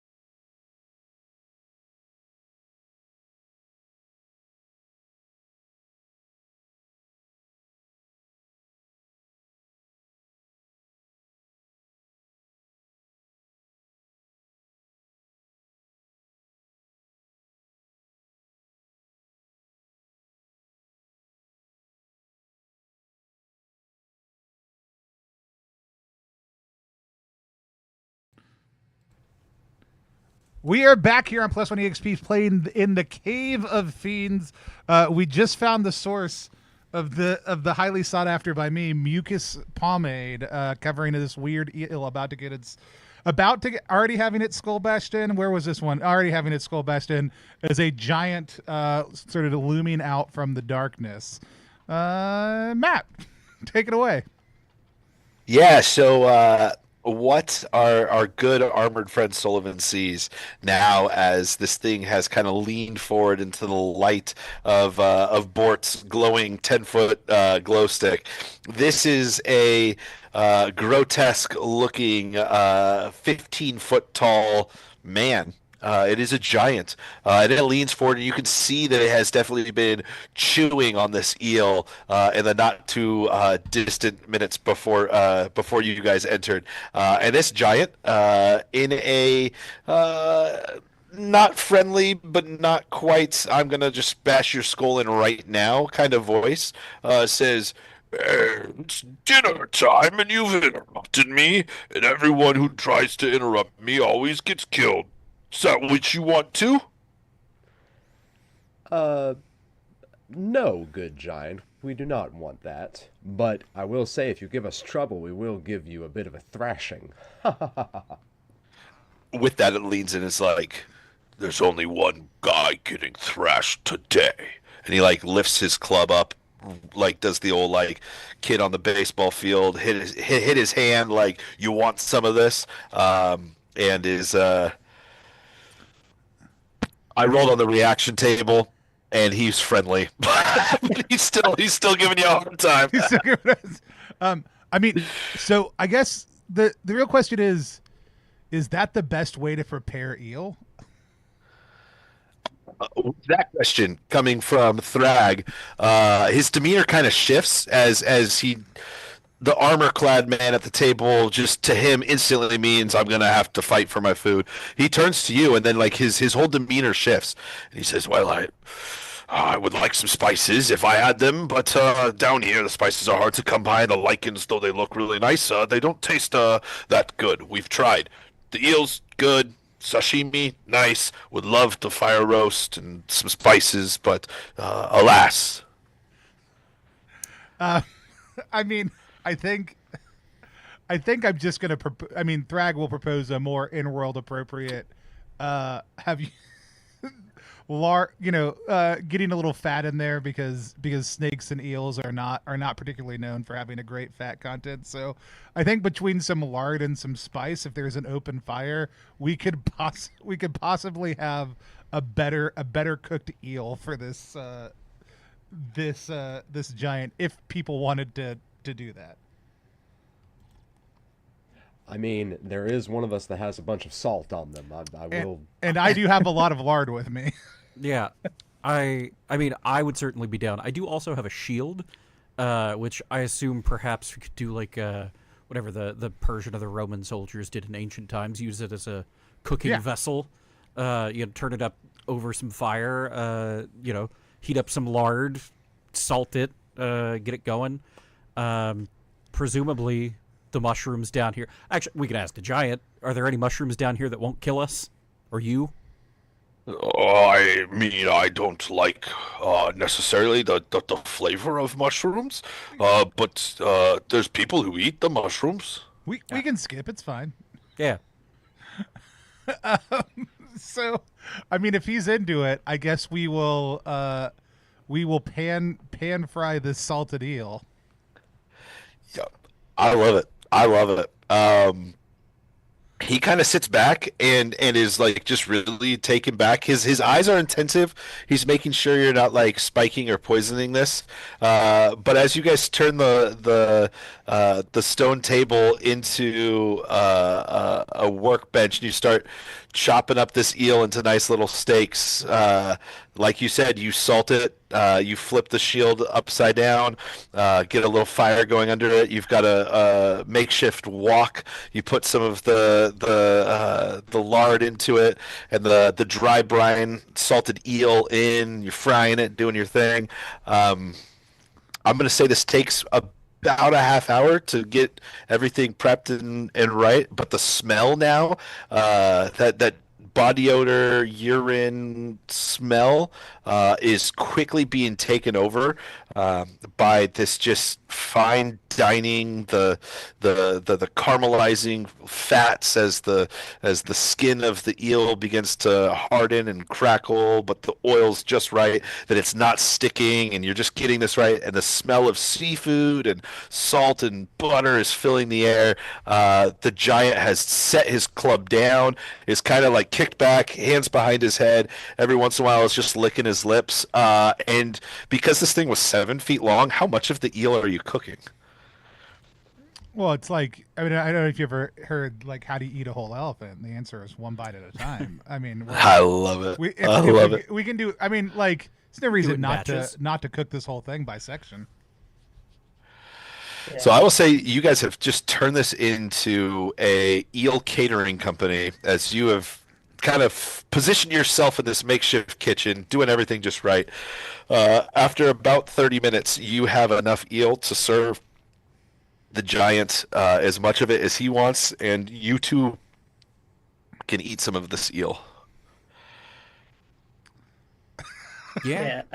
I think while all this cookery is going on, Astralis is hanging out in the back because like this is busy work. This is what you hire the torchbearer for. So if they'll take care of it, that's perfect. And we'll just pour a little portion of wine from their flask and hand it to the giant, and then have one himself. Just like, I'm fine, chilling, kicking back with you, my guy. Very nice, very nice. The giant strikes up conversation with you because it's the beauty of rolling 2 6s on a 2d6 reaction roll. This giant is super friendly, and he's just like, "So y'all come here often?" First time, actually, if you believe it. It's a bear finding this place, but it's quite nice. I mean, I'm not a huge fan of the guano, but otherwise, it's a beautiful place you have here. He responds. He says, "Yes, it's I kind of got in, and I really am having a hard time getting back out. The faces said this wasn't the right way, and I just chose the one that was the biggest entrance, and I ended up here. And I've heard weird noises from up where the faces are, but I just kind of stay here. The eels come out of the walls, and I've learned to just wait just right, grab them, and yeah." Nice. You kind of got it made with the eel situation. At least, although being low on spices is never a great feature. It seems like you've really made do here. I'm low on spices, and I'm also low on friendship. I'm quite lonely. My cousins live off in the mountains, and none of them have ever found this place, and so it is lonely, but the eels suffice. And those stinking minotaurs that have come here every once in a while, I just kill them because they try and kill me, and so that's my decorations, but it is what it is. Interesting. We haven't run it. We found out there's some sort of mud construct, some bugs, and something in the dark, but no minotaurs as yet. It's good to know what to do if we might run into them. But yes, certainly. We coming here, we followed the slime. It seems like same as you found the best place on the block. It is nice. Beware of the bats above. If they get roused, they seem to explode. That changes what my plan was going to be. Thank you very much for the information. Hearing him kind of talk about getting second, would he be able to make his way back out if he was like crawling on, or is he just stuck here now? Yeah, so he definitely could make the trek back to the main room. Not all of the doors were the same size, so there are definitely some rooms that he would not have been able to make his way into. Like the one going off of the southeast would have been too small of an entrance for him, as well as the one to the due south. However, he probably could have made his way into Definitely not room 2, which was the claustrophobic one. He just physically couldn't fit in that. But the room that had the golem as well as the large cathedralish room, he could definitely go up that way. Would he be able to make his way up and out the main staircase down, or is that too small also? Yes, Okay. he could definitely do that. So he could get out. If he wanted to get out, he could. Yeah. Yeah. No, once you move, you've unpacked all your Yeah. stuff. I just wanted to establish the old classic giant truth. If he wanted to, he could. This is true. This is true. Where are you gonna source cardboard boxes out here? Yeah. It's gonna be a whole hassle. So while we're dining on this fine eel, has he been deeper in? Like, I know he talked about the Minotaurs coming to him, but has he explored further down, or is this as far as he's gone? He does note that in the previous chamber, actually two chambers ago, once that long split. tunnel, yeah, at the split, there is that passageway up to the northeast, but it is more of a chimney than an actual tunnel. He's not able to go there. But yeah, he hasn't gone any further. He did say that in the room with the faces, the room that is to the due south, he just felt weird about going there, and so chose this path instead. He said it sounded like there was like some sort of symphony of music coming from it, and it was a little off-putting to his taste of music, and so he made his way this way, but hasn't gone any further deeper into the dungeons. Always good to trust the vibe. Yeah. Makes sense. He's clearly a fan of rock music. Somewhere deep off in the cave, one of the faces is laughing. Tell him about the big cavernous room that he could probably get to. Just that way, if he feels like he needs more space, like he can spread out. I mean, it also already stinks and is filled with shit. So Well, but he could also, go to that underground river, maybe. Well, that's my thought. Yeah, it's connected. Go take a bath, swim over to the beach. He is intrigued, and says, maybe another day. Oh yeah, just if you're looking, next time we're headed there, maybe we'll let you know. Investments in beachfront property are looking up from my prognostications, so it might be a good thing to think about. I know light doesn't particularly matter for this question. How long have we been moving around dungeon time wise? Yeah, so you guys, it has been 2 hours and 45 minutes or so of actual caving around. Oh no, I need to edit that. The long one was an hour, so you're at 3:45. Okay, 3 hours and 45 minutes. Yep. Could be worse, Yeah. Well, does he have a name, the giant? He goes by the name of Steven. Steven, classic giant name. classic. My torchbearer has the same name. It's so funny. I would like to maybe, as we're setting up the eel service on it, maybe get a better look at this altar that's in the center of the room. Yeah. So as you're looking at it more intently, there are clearly ancient sigils and runes etched into this thing. Symbols and even small pictographs that seem like you can't place the language because it's so old, it's beyond what your comprehension would be. But there is something, you just feel evil to it. Yeah. That's probably fine. Is there anybody living in here when you got here? The giant kind of lifts his head up and says, "Oh, the place looked empty." He goes, "Oh, but wait," and he gets up and he goes over to that like mishmash pile of bedding, and he pulls back just this rough, tattered, what only could be described as a blanket for a giant, and he says, You've been such fine guests. I feel like I have no need for some of this. I would like to give you. There wasn't someone living here, but living people have come here and then have expired, and I've collected a pile of junk. Maybe you could have it." And he just like kind of like scoops up and then like drops on the floor in front of you some things. There are two very large ivory tusks. There is a potion that has a black liquid in it, and there is a pair of boots. Excellent. I mean, ivory tusks.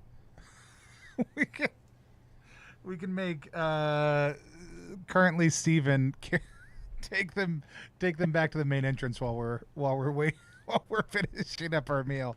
Does anybody want that black potion? Come on, mysterious black liquid. I mean, I already have a flask of some sort of death. I may as well get another. Free death. You just hold on to one just for fun.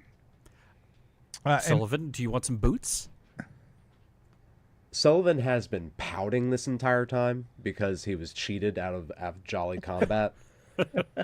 So he will take a look at the boots and say, "Fine, I shall take the boots, but I won't be happy about it." As you begin lacing up these boots, would you roll D3 for me, and we'll go D3 plus 1. D3 plus 1, you got it. 2. Okay, I'd like you to increase your agility by 2. Oh, sweet. And then you're going to increase your AC by 2 as well. Hell yeah! As these are the boots of the Highland Steppe. Amazing. And they are magical dexterous boots. Which I think, if I am not wrong, your AC now matches your HP. Yes, I have 10 AC, y'all. Insane. Yep. Buck wild. And 4 of those Yeah. are magical, not weird AC. Right, yeah. So does that make you impossible to hit? Well, yeah, it's like, so they can't roll below a 10. They on a have D20. to roll exactly to hit you. Yeah, pretty much. So That's crazy. we're good. Amazing. Love it. If your AC goes over your HP, what happens? Time to send out some theoretically FAQs to Micah, Jared, and Chris, and anybody else who uses the AC range system. I mean, technically, if they have like the brawn of like 17 or 18, they could still roll above the 10 I guess and under true. that. I guess Right, that's true. because you have to roll. But it under definitely the squeezes that window to be infinitesimally small. The likelihood of getting hit is next to none. Yeah, if that overlap goes hard enough, the attack just redirects to the softest person near you. It's just like a magnet; it just reflects off you. That's so good. All right, so the giant definitely has eaten his fill, and says, "You're more than welcome to stay. We could play Parcheesi or any other game." And he like points over and he's like carved some rocks into like small game pieces. He said, "But you came here for other reasons, I'm sure." I would love to take you up on that. I'm thinking about maybe doing a little bit of development here because it's really looks like a great place to live. So I'd be down to come back at some point. Well, you guys will have forever made a friend in Steven as the first adventuring party in the 300 years that he's lived here that didn't just come in guns blazing. Yeah. And so We will we'll come back and visit him as we're able. Also, when Micah says there's always a chance of failure, and that they simply wouldn't let the situation happen in the first place, you need to send in the disenchanter. Excellent. I think we'll make our way back to the switchback. Does that sound like the most reasonable thing we want to do? That feels Yeah, and then right. we head out the northeast of that. Unless we want to go listen to some music that will just make us feel bad. Maybe on the way out. Yeah. All right. Yeah, hit up the music den. Solid. So going back to 10. As you guys go back to 10, and then you'll cut off to the northeast.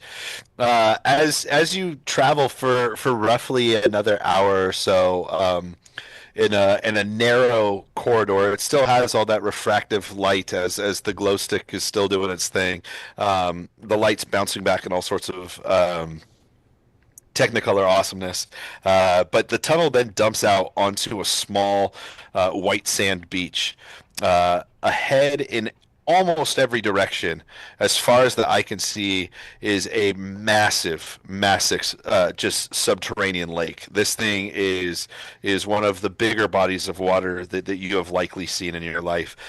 Black waters, deep, and as it just kind of like undulates towards the shore, not necessarily in a tide or in waves, but just this is being fed from some water somewhere. The water, as it kind of just like slaps against the beach, the water itself almost is viscous.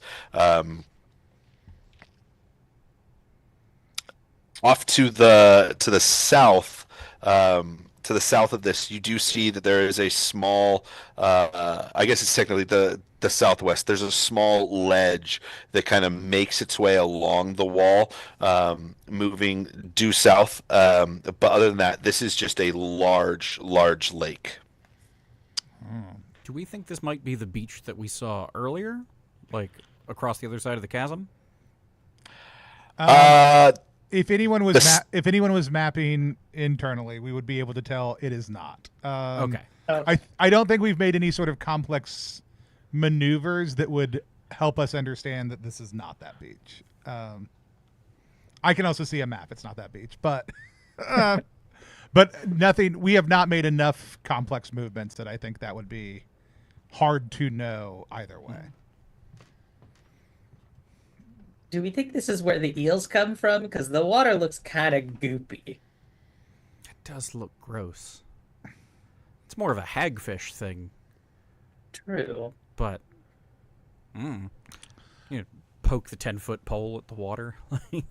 Yeah, the water. I mean, it acts almost like water. There's a thickness to it. But it is, I mean, for all intents and purposes, it's going to function as water. You do hear probably just off to the not quite the full northwest, somewhere between west and northwest. There's the sound of trickling water, and if you look at the wall, water is kind of flowing down this wall and then seeping into the lake. And there's something. A ledge probably 60 feet above that the water's kind of like falling over and in. So there's some sort of water feeding this from above. And there are, as you would hold your glow stick up and the light kind of refracting off the walls and kind of bouncing off in the distance, you can see that there are areas where this lake kind of like ducks off into other alcoves. But yeah, this... for all intents and purposes, this lake could go on in front of you for several miles or a couple thousand feet. There's no real way of telling just by the size of it down here. Yeah. And what are our movement options down? Like we're on a beach. You said there's a ledge up above. Was there another ledge going? Yeah, so there's a ledge kind of off to the southwest that one could skirt along. There's the wall that you climb up, and then to the northwest. You see that there is an alcove that there's a separation of body of water, but in that alcove there does look to be another beach. It would require swimming through this water probably 100 yards or so, off to the northwest. Looks at Sullivan in armor. thinks swimming probably not our, though buoying at this point in time. Buoying life is an option. You said there's one to the northwest also? Correct. And that one does not require swimming, correct? No. The one off to the northwest is the little body of water, and then there's the beach about 100 yards over. Oh, gotcha. Down to the southwest. It's more. It's just like skirts the wall, due south. But there is another chamber that's accessible to the south. Okay. So south is the one we don't have to swim for. Correct. I like that one. Yeah. Let's start with non-swimming options. Yeah. Perfect. So as you kind of skirt your way along here, this narrow ledge, natural and made out of brownish sail, wraps from the northwest along the southwestern edge of this chamber. And in the darkness to the east, the great forgotten lake spreads out as far as the eye can see. The ledge continues around towards the south of this new chamber that you're in. And on the southern edge of the beach, where the sand ought be, it's just tiny beads and pebbles of pure obsidian that fill the shore. There's no white sand. It's just a small obsidian beads fill the shore. And moored on the beach is a small sailboat with this ruby red sail in pristine condition, and it's just about a 12-foot long sailboat with a 10-foot long mast, just run aground on the beach here. Important question. Wind? Question mark. None. Okay. Excellent. Does anybody have buoy wind? I'm eyeing those obsidian pebbles. I could put like a little rock garden in the lobby in my little fortune telling office. I'll just dump out How my many water skin. I slots don't need can you that. fill with obsidian pebbles? Just Love put it. some pebbles in this water skin. I'll make like a little tabletop diorama with some little pebbles. Are there oars in the boat? As you peer into the boat, there are some damaged paddles resting in the hull of the boat. As you get that close to the boat, you do notice that the mast is covered in runes of some kind, and they're of a dialect that is common at some place in this world. It's not like a dead language, but it's likely a language that you don't know up front. If you succeed a cunning check, I'll say you're able to read it. There's always a chance. There's always a chance. And the same will go for anyone in the group on the cunning check. 6. Six. That's a success. Okay. As you start parsing it out, it seems to be like the it would sit somewhere for the modern equivalent between Old English and English, and so you have got a little understanding of the German language as well, and you're like, oh, okay, yeah, I'm piecing this together, and you're like, this is a magical mast, and if you speak the script here and read it out loud, you are endued with the power to speak wind, speak directional wind, and so this is a magical sail that it enables you to, whilst in the boat, speak directional wind.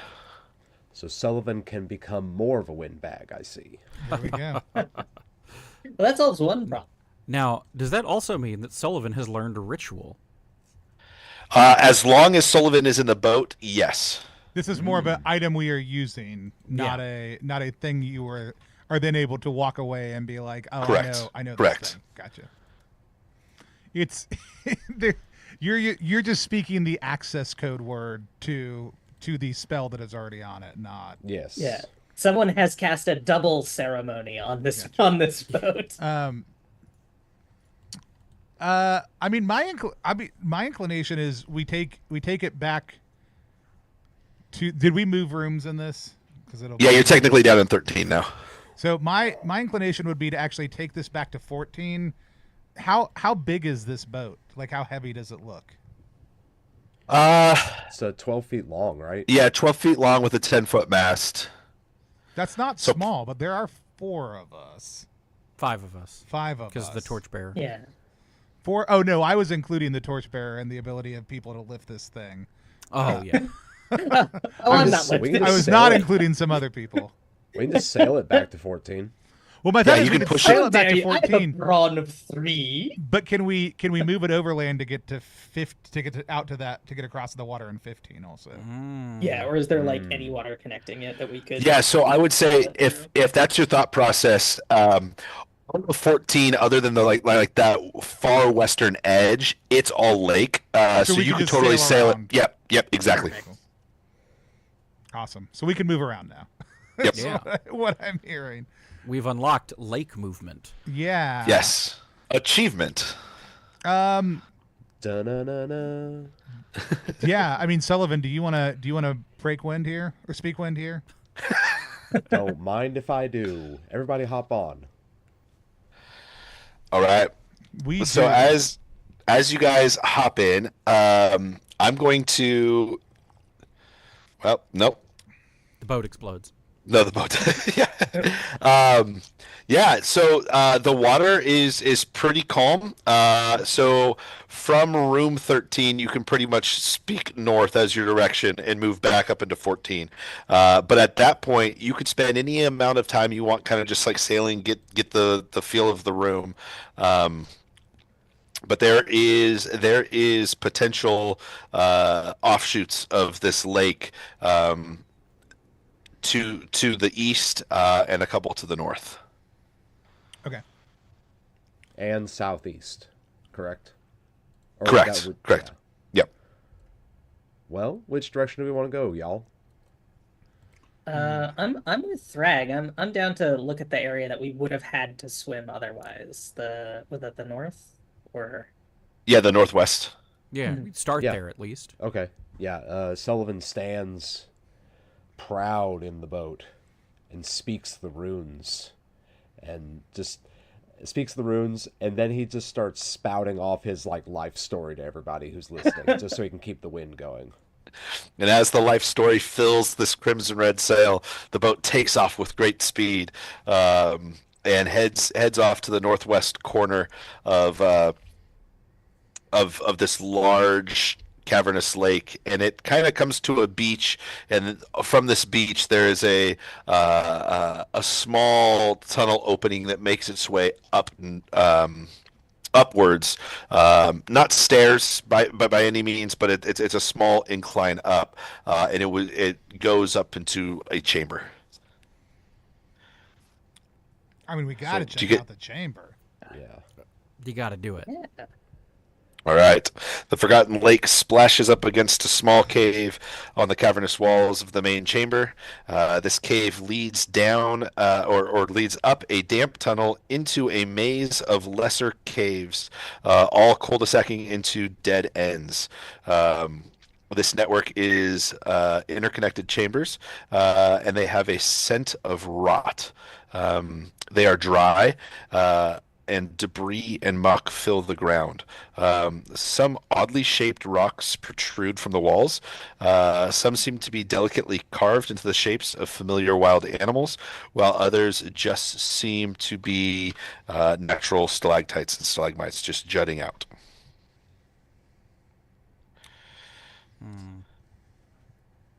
How Everyone- big are these like carved? Are they like could someone like pick them up, or are they like carved into stalagmites? Yeah, they're definitely carved into stalagmites to just make them look a little bit more fancy, ranging anywhere from 4 inches all the way to some are even like 3 feet long. Wow.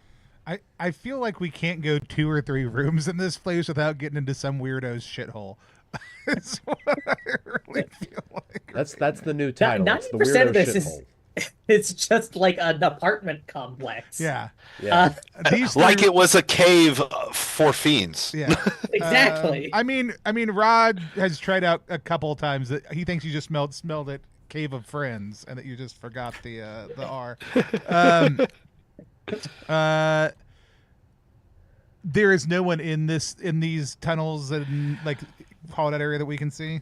So you have heard every once in a while, because this is like interconnected Yeah. cave system, and you're doubling back. Every once in a while, you're hearing what just sounds like this kind of,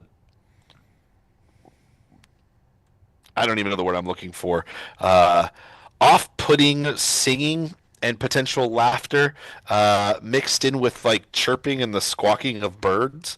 Um, do any of you have a background where you've been at sea?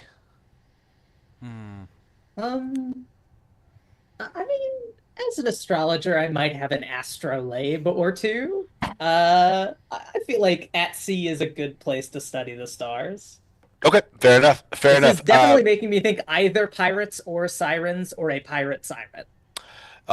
In the same vicinity, the sounds are ever so similar to the descriptions you heard from maybe a deckhand on one of those ships where you were mapping the stars. The sound of harpies. Mm. And it definitely sounds as a though there are multiple voices going back and forth at one another. But you've never come across them. I see. I mean, we have been essentially doing the realtor thing where we just walk into somebody's house unannounced when their landlord is selling it. So I'm not really all that offended that we haven't been running into many of the denizens. I too would find someplace else to be. But we should maybe be on our guard. Harpies, I have heard, can be quite fearsome. Although maybe perhaps they could be quite friendsome as well. We have made a lot of friends along the way.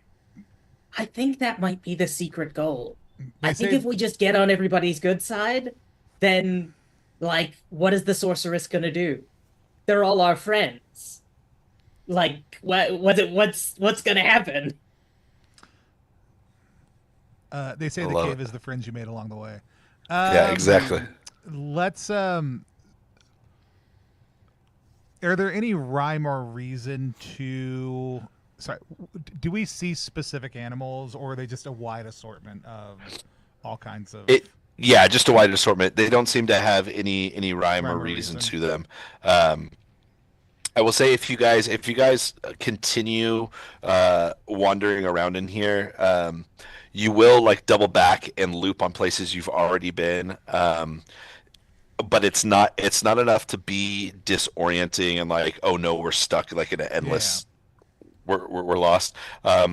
There is one of these caves that you probably didn't notice it on your first go around, but as you pass through again, there's a small crevasse like in one of the side of the walls, and the light just catches it just right the second time through, and there's like what looks like a skeletal hand protruding out, and maybe on one of the first passes it just looked like one of the stalagmites, but now as the light hits it, it's very clear that there's like the hand of a skeleton sticking out of the wall. I go to shake the hand. I love it. As Sullivan goes to shake this hand, you notice that there is a nice, beautiful, like green gem down in the crevasse, which now you can see there's like a skeleton, and like it's within like the rib cage of this thing. And then in his other hand, which is down in the hole, there is a book as well. Ooh, I'm always down for a book. I did love a good book. did see this episode of Knives Out, the most recent movie, so I know exactly what's happening here. Is this skeleton going to fall apart at my touch, or is it still like one of those movie skeletons where it's still all connected with like Super petrified. There's like, yeah, that's a good point. It doesn't fall apart when you touch it. It's just like, Okay, I'm gonna pull them on out. all right. Hopefully with the gem in the book. Yeah, so they definitely rattle around, but he's petrified at least to some level. The book is holding there, and the gem does not fall out. And as you pull him out, you can see that his lower part of his body that was down in the crevasse is actually wearing what appears to be like nice purple robes with symbols of like the moon and some stars and very clearly magey kind of garb. Look, a My Scientologist. goodness. Scientologist, I love it. This is what happened. This is what happened to him, the great prognosticator. A name that I'm thinking of, David. That I always wonder where he went. So, And like, it turns out he's been here the whole time. are all prognosticators? Do you all have the same fashion sense? Is that what I'm getting here? Kind of. Everybody has their own individual quirks. You see, as somebody who is dressed very similarly. Yeah. Well, you know, we prefer different colors. I like this sort of stripy pattern I've got going.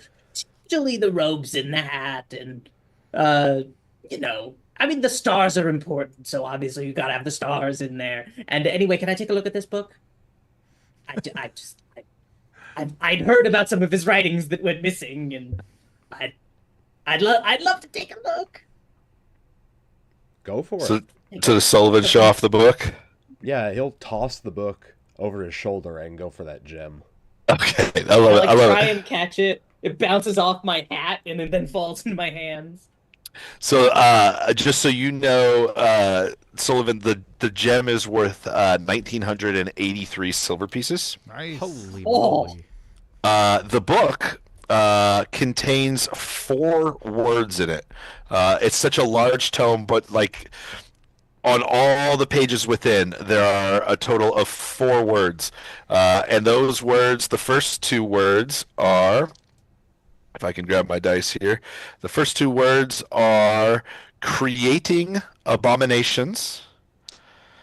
And the second 2 words are violating light or rotting silence. I'll let you interchange those two however you'd like.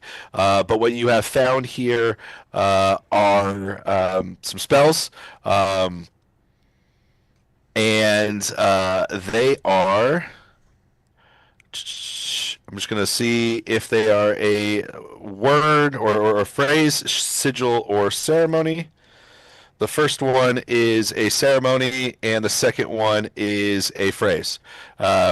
So the creating abominations is a ceremony, so it'll take some time. But the violating light or rotting silence is a phrase.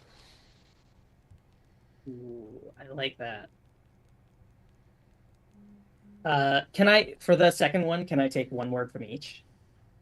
Or do I pick one or the other? Yeah. So what I ended up doing, I just rolled a 7 and a 5, and so I just from the book there, the first word was either rotting or. Oh yeah, I see what you're asking. Yeah, you can combine those 4 in any way. Okay, cool. Yeah. I want to take violating silence. Okay, love I it. feel like Love that's it. got some interesting applications. Okay, love it. As you guys are doing this, reading that, I will roll yet again. The dice has been in your guys' favor immensely tonight, and that is a 6 on the encounter roll, which means nothing happens. These harpies are off in the distance. Amazing. I mean, I feel like we came, we saw, we know there's harpies. Unless we have a reason to stick around and interact with them, I'm ready to go. Yeah, I'll just leave my card. I like try and put it between 2 fingers of the skeleton. It just falls in a puddle immediately. Oh, I'm taking the skeleton with me. This guy's part of the treasure. I love it. Yeah. So you guys make your way back to the boat, and you are good to jump back in any way you'd like. Mount the prognosticator. Mount the new old prognosticator on the front of the bow. Just Yes. He is our Yes. he is our figurehead. He Yeah. is. Put his like petrified hand pointing in the direction Yeah. you'll go. Yep. You know, in life, I heard he was somewhat of a figurehead. Uh, All these pages, he wrote 4 words down. 4. Yeah, I mean, uh, John, where do we want to go? We're gonna work. Let's see. We've got. I mean, Yeah. we can go. We can go back down and then go back up north, or over onto the other side of the underground lake we have not looked at yet. I'm feeling a little explory. Why don't we go to the east? To the How's that east, sound? over to Yeah. where 20 would be on the map, Matt. Yeah. Yep. Perfect. As you guys do, and you start heading that direction, it takes roughly an hour of just like open water speaking. I'm getting very hoarse, by the way. Yes, and that I did open water roll a 1. We'll see if the giant's out for a swim, and is going to say hi to you. The denizen of this lake. That okay, very good. You see off in the distance, I'm going to say probably 20 feet in front of the boat.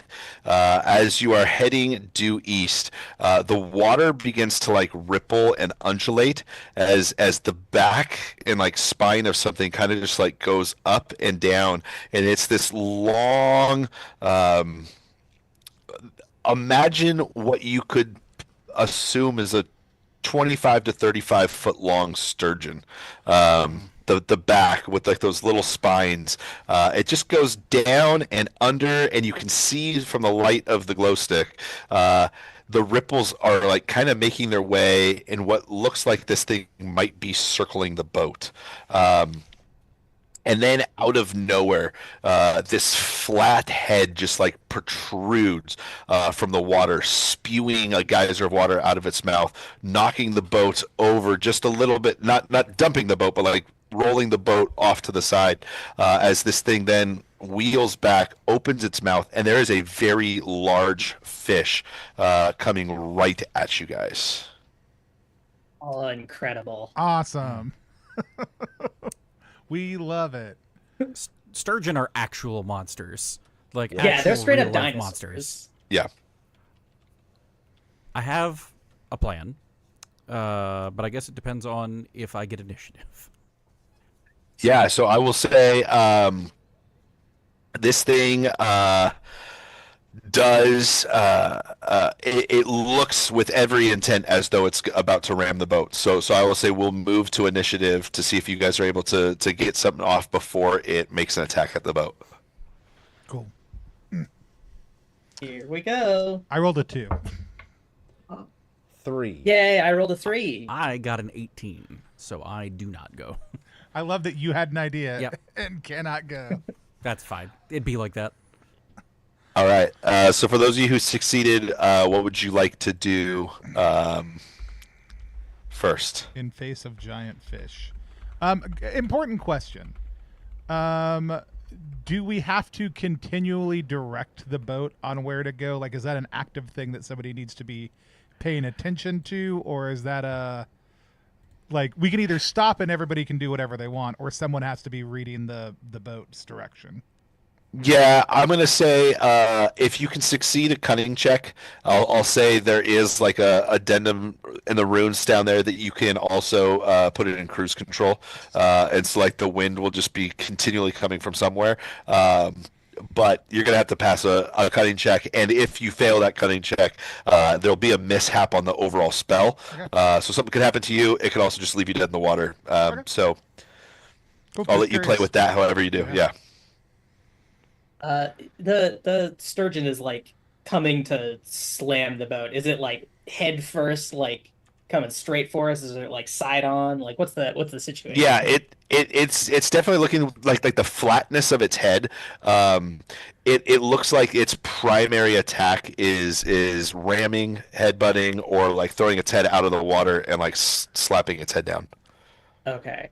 I happen to have a flask of combusting death on me that I would love to huck right at this thing's mouth. and hope that it has some sort of uh, fish instinct to just gobble up whatever in its path. Love Uh, it. I would love to give that a go. Is that a cunning Yeah, I'll to say see on the ritual? yeah, definitely the cunning to see on the ritual, and with where this thing is and how it's moving towards you with its head. How good of a toss is Astralis? Like, are It's a they very ginger toss. It Uh, is okay? not. I know So I've seen those stats.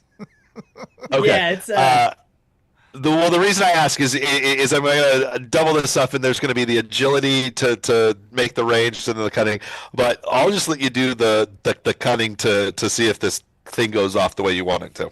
yeah. I'm fine if it just happens between us as long as it Sure, gets the sure, thing. sure. Um. All right. Let me give this cunning roll.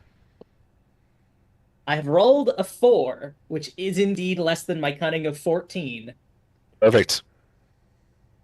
So the combusting death, I just like sort of like plop it in the water, maybe not as far from the boat as we'd like, for everybody else's comfort, but it sinks like just a little bit, and then they will say the activation phrase, and we get this like underwater blast. Like if you've ever seen the like dynamite fishing, Yes.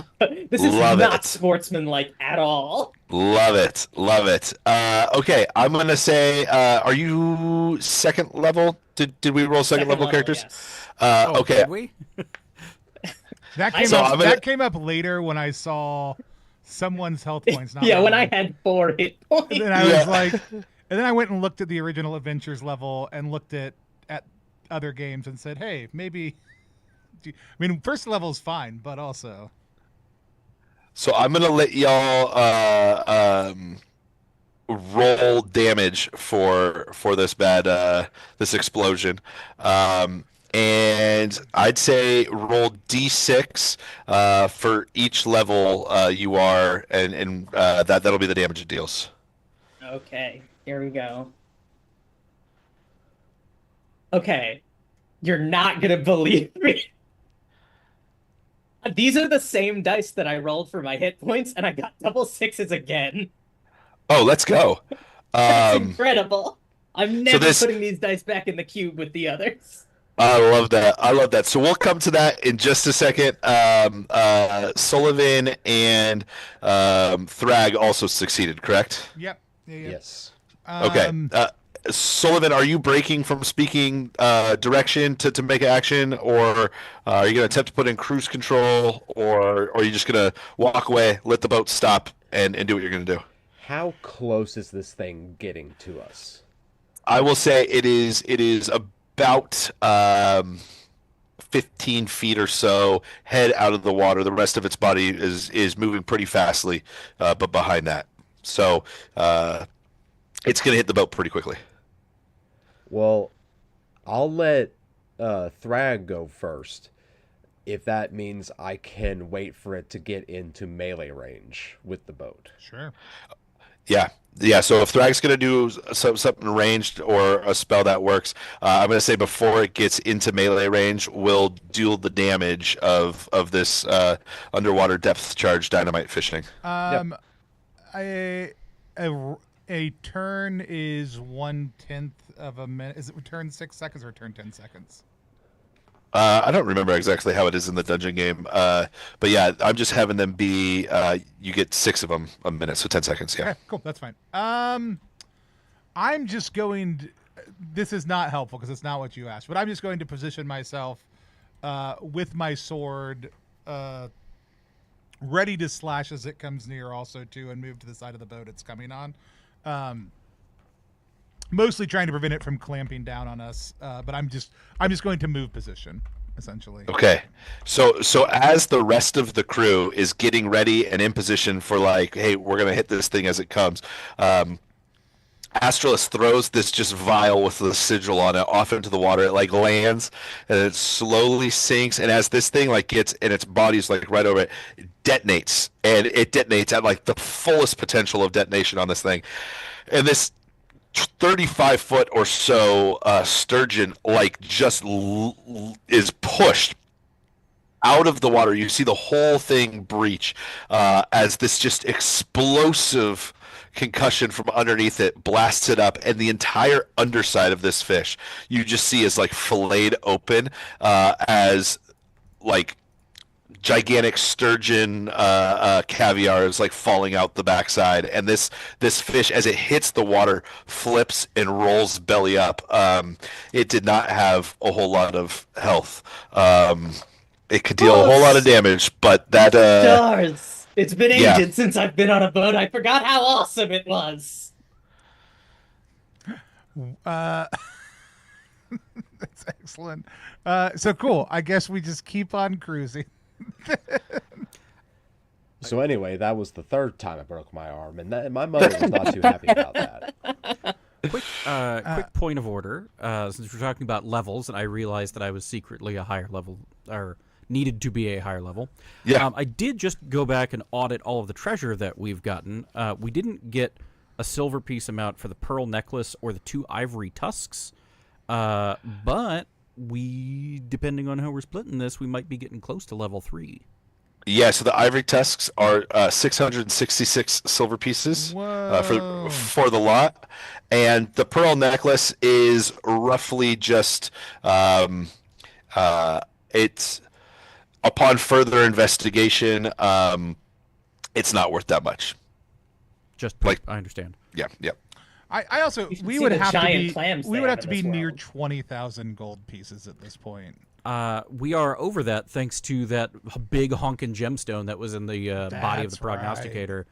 We're at a total of 3,240, which if we divide that by No. 4, puts us each at 810.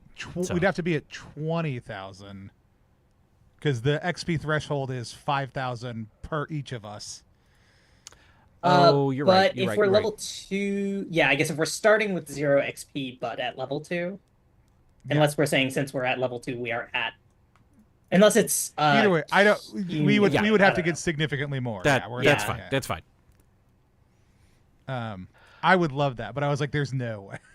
Now that's I am not used to XP for loot Go for XP, yeah. systems, so Yep. it's fine. Please continue. Yeah. Awesome. What direction? Well, I'm gonna roll to see if the commotion in the water calls any other denizen from the lake up. I mean, also if we can, I mean, you just mentioned, giant sturgeon, caviar. I mean, Yeah, we I'll, get some I'll cool grab some of caviar. those out of the water if they're just Oh, yeah. floating around. Yeah.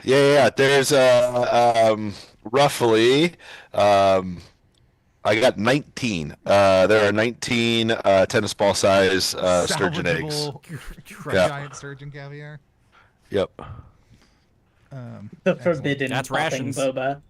That's definitely going to be rations, without a doubt.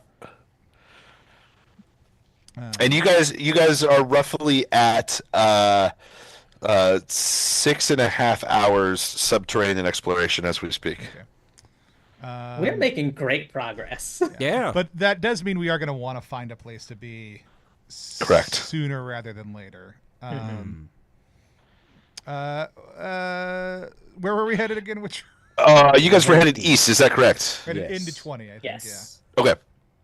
As you guys continue off in that direction, the shallows of the lake, the lake begins to shallow as you see just off in the distance. There appears to be a small island of some kind, flat surface. There's no vegetation or even rock outcroppings on the flat surface, but it's still just a little distance off. But as you make your way into the shallows surrounding that island, you notice that the water is strange. It's full of strange particulates that are like suspended in the dark waters, as though it's some sort of like alien ink or unnatural oil. Just these particulates are suspended within the water. I just want to be And, really clear. Is it like an oily liquid, or is it like Orbit's beverage from the 1990s that has weird bits floating in it? Yeah, it's more the latter. Okay. It's more the latter. Yeah. Chunks. You love chunks. And it's, let me rephrase that. It's less of a liquid, and maybe it's even less of like chunks floating around. It's almost as though there is a smoke suspended somewhere between the surface of the water and the seabed underneath. Somewhere in that expanse, there's a floating, almost oily smoke. Gotcha. Legendary liquid smoke. I gotcha. Yep. Yeah. Um, Some sort of almost like a halocline, like a split. In there. and you said Yeah. Sort of. this island is flat. Is it that we're coming up on? Is it unnaturally flat? Like Yeah, so as you've made your way into the shallows, where this like smokiness is in the water, there is this island, and it kind of, as you get closer, the flat surface does glisten in the torchlight. As you look, what's causing like the glistening? It just appears that the entire floor of this island, which is roughly 30 feet in diameter, it's just littered in gems. Every different color you can think of. There are just gems covering the entire floor of this island. It's about that level 3. we can all It's agree like a this pretty is cool place to hang out. this ain't good. Like, No, this- that's super. That's such a trap. But Oh, what are you talking about? It looks amazing. they don't there's call it free schmuck bait money. for nothing. all right, so we got weird liquid fire underneath the water, we're smoke suspended in it. If I stick my sword, and does the smoke in the water, does it come all the way up to the shoreline? No, so as the water shallows, it probably stays out about at like a knee deep ring around. So as the water gets like 18 inches and shallower, it is just it appears to be water towards the beach. But anything out at like that knee deep depth, then probably 20 or so feet surrounding, almost in a donut around the island, is this smoky substance underwater. If I use the flat of my sword to push some of the smoke beyond that line, does it like just sit there still? Does it like schlump back over? How does it react? Yeah. So as you stick your sword in and begin to move, it breaks and almost like makes way for your sword to come in as your sword hits the water. But then you see it almost like double back on itself, and it begins to like swirl, and the water begins to bubble a little bit, and you see the smoke start coalescing and breaking the surface of the water, and the smoke begins to take form. And the smoke takes the form of like a shadowy creature, with a trident that is also shadowy in its hand, and it. I'll say you have a reaction to this thing as it starts coalescing. You can do something. Otherwise, as soon as it takes form, it's probably going to be jabbing a trident in your direction. And I'm going to say how many of those begin coalescing as you put your sword in the water. And I rolled D6 of them up here, and I rolled a 4. So pretty much on the back end of, or the front of the boat, as the boat is coming up to the island where you've put your sword in, and then maybe right next to where you've put your sword in, and then on the other side of the boat, 4 of these things are starting to take form. Fun. I did the right thing here, y'all. I just want you to know that. We're in the shallows, right? In the shallows. Yep. Okay. Is it just Tony that has a reaction? No. Now, as all these things start coalescing, all of you will have. Well, let's roll initiative, and if you succeed, you've got a reaction. If not, it happens so fast. 6. Got a 1. I got an 11, which is under what I needed. So Solid. I'm chilling out here with a 17. All right. So let's go with. I'll start at the bottom on my screen, which is going to be Bort. Then we'll work up to Sullivan and then Thrag. We'll go in that order. What is your guys' reactions to all of this occurring? So, because we're apparently level 2, it means I have another safe spell that I can cast. And eyeing that big pile of glittering treasure, and thinking back to our golem friend, I'm going to cast my phrase, Glittering Abomination, to animate the giant pile of gemstones as some sort of golem to come to our aid. I love that. Assuming that the cunning check works, I suppose. Yes, yeah. Oh, I love that. Which I got exactly the number. Which is boom boom good good. Yeah. I don't remember exactly what the boom boom good good I'll read does. Yeah, please do. The number is a 16, by the way. Okay. For If you anyone roll your keeping track cunning at score home. exactly, it either lasts twice as long or is twice as effective. Your choice. Yeah, you choose. I'll start right I mean, yeah, because I guess the animation, like, because it's a phrase that takes effect immediately. I don't know if that's like, yes, it comes to fight and then it's around until it dies, or that's certainly what I would like. And if that's the case, then I would love it to be twice as effective. Yeah, okay. That's what I'm kind of picturing and hearing behind. Because there's gems littering the entire beach, you don't Yeah. want them to coalesce and form golem at center of island. It's like the closest gem to the water, they all just instantly coalesce towards this thing, coming into this, and Hulk punching at least one of these things that's closest to the water's edge. Is that rough?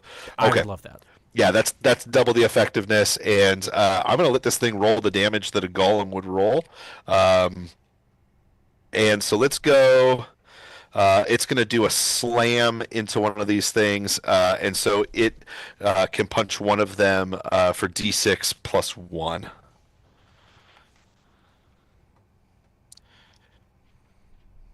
Do it.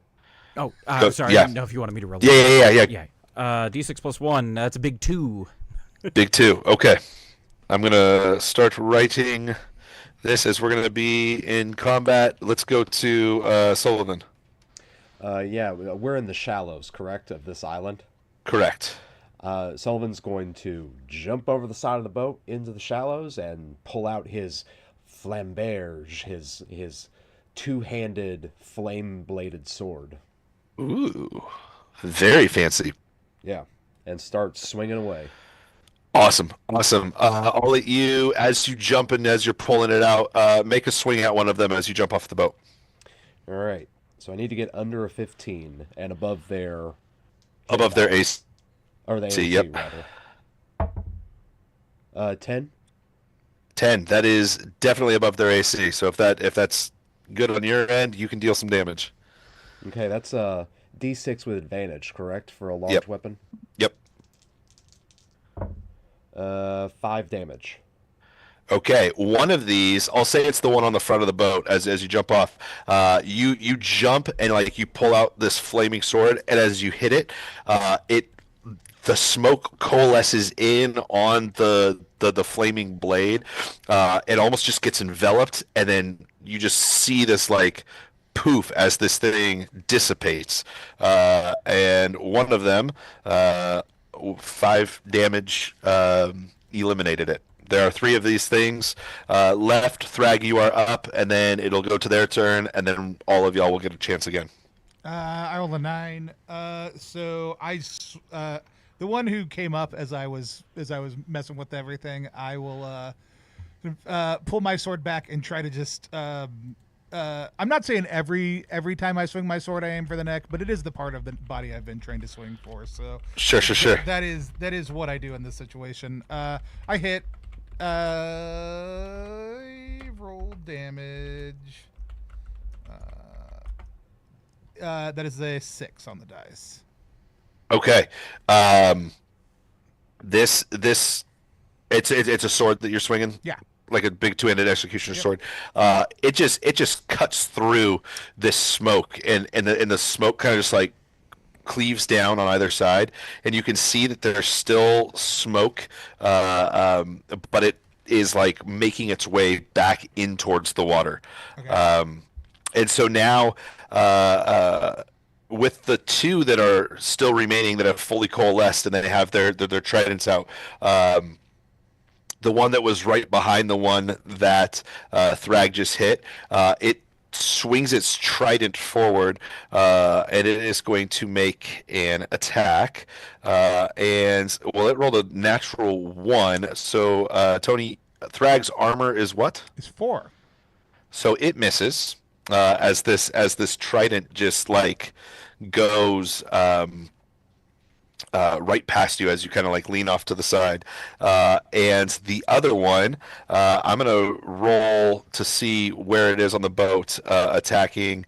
So Tony, you are gonna be 1 through 5. John, you're gonna be 6 through 10. Nona, 11, 15. And Adam, you are gonna be 16 through 20. And it rolled a 19. So this one is likely the one that Bort had made his attack at. And this thing rolls damage, rolls a 12, which is the number it needed to roll. And is that over your armor class?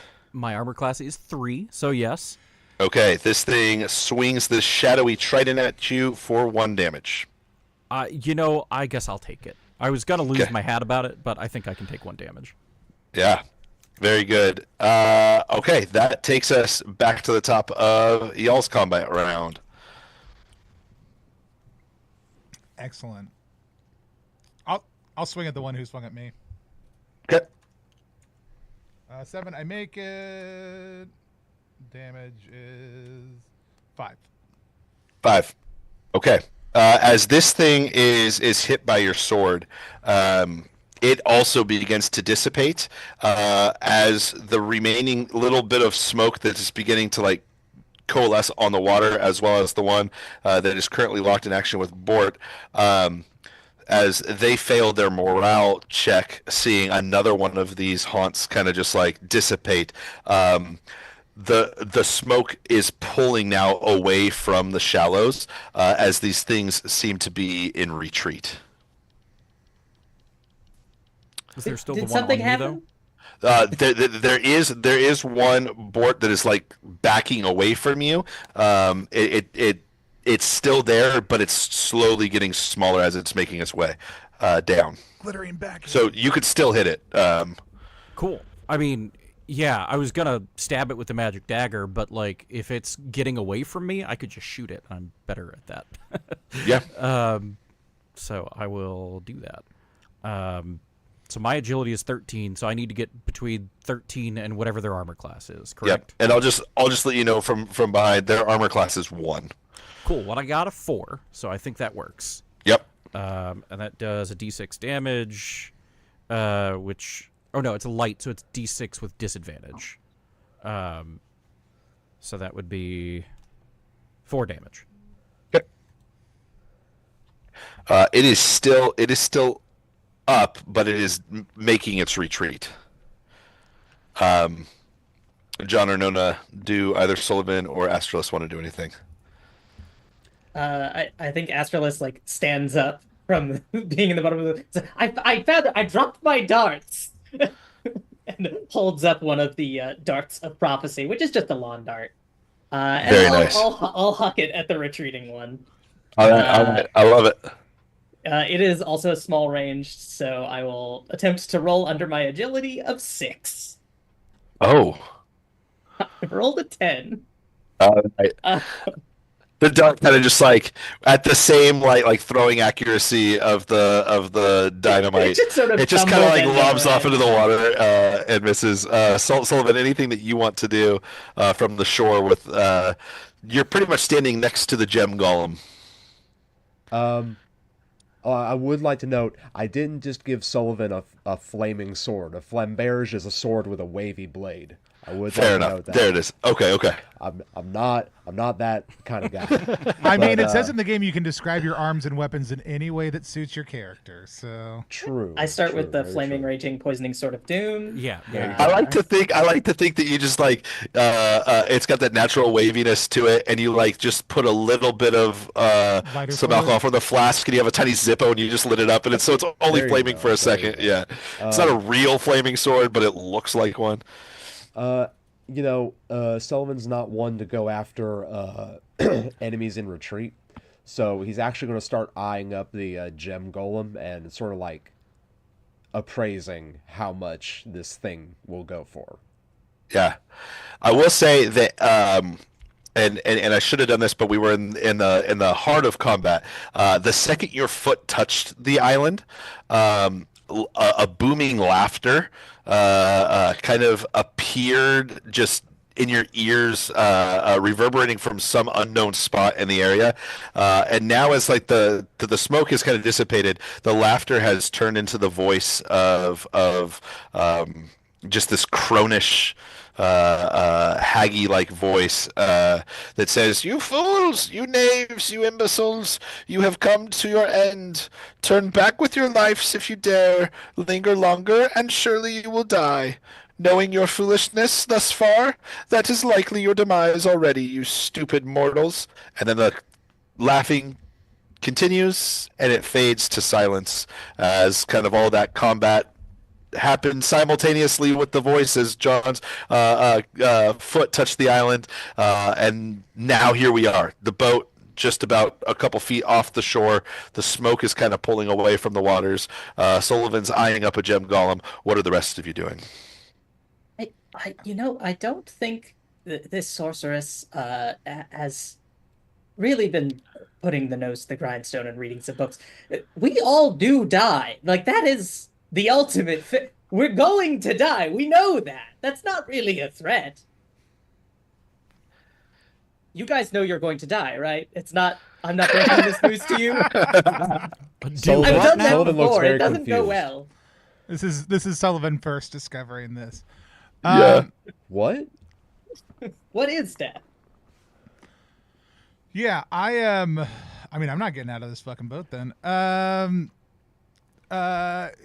If yeah, I mean, Sullivan, do you want to grab a handful of them gemstones before before we leave this cursed island?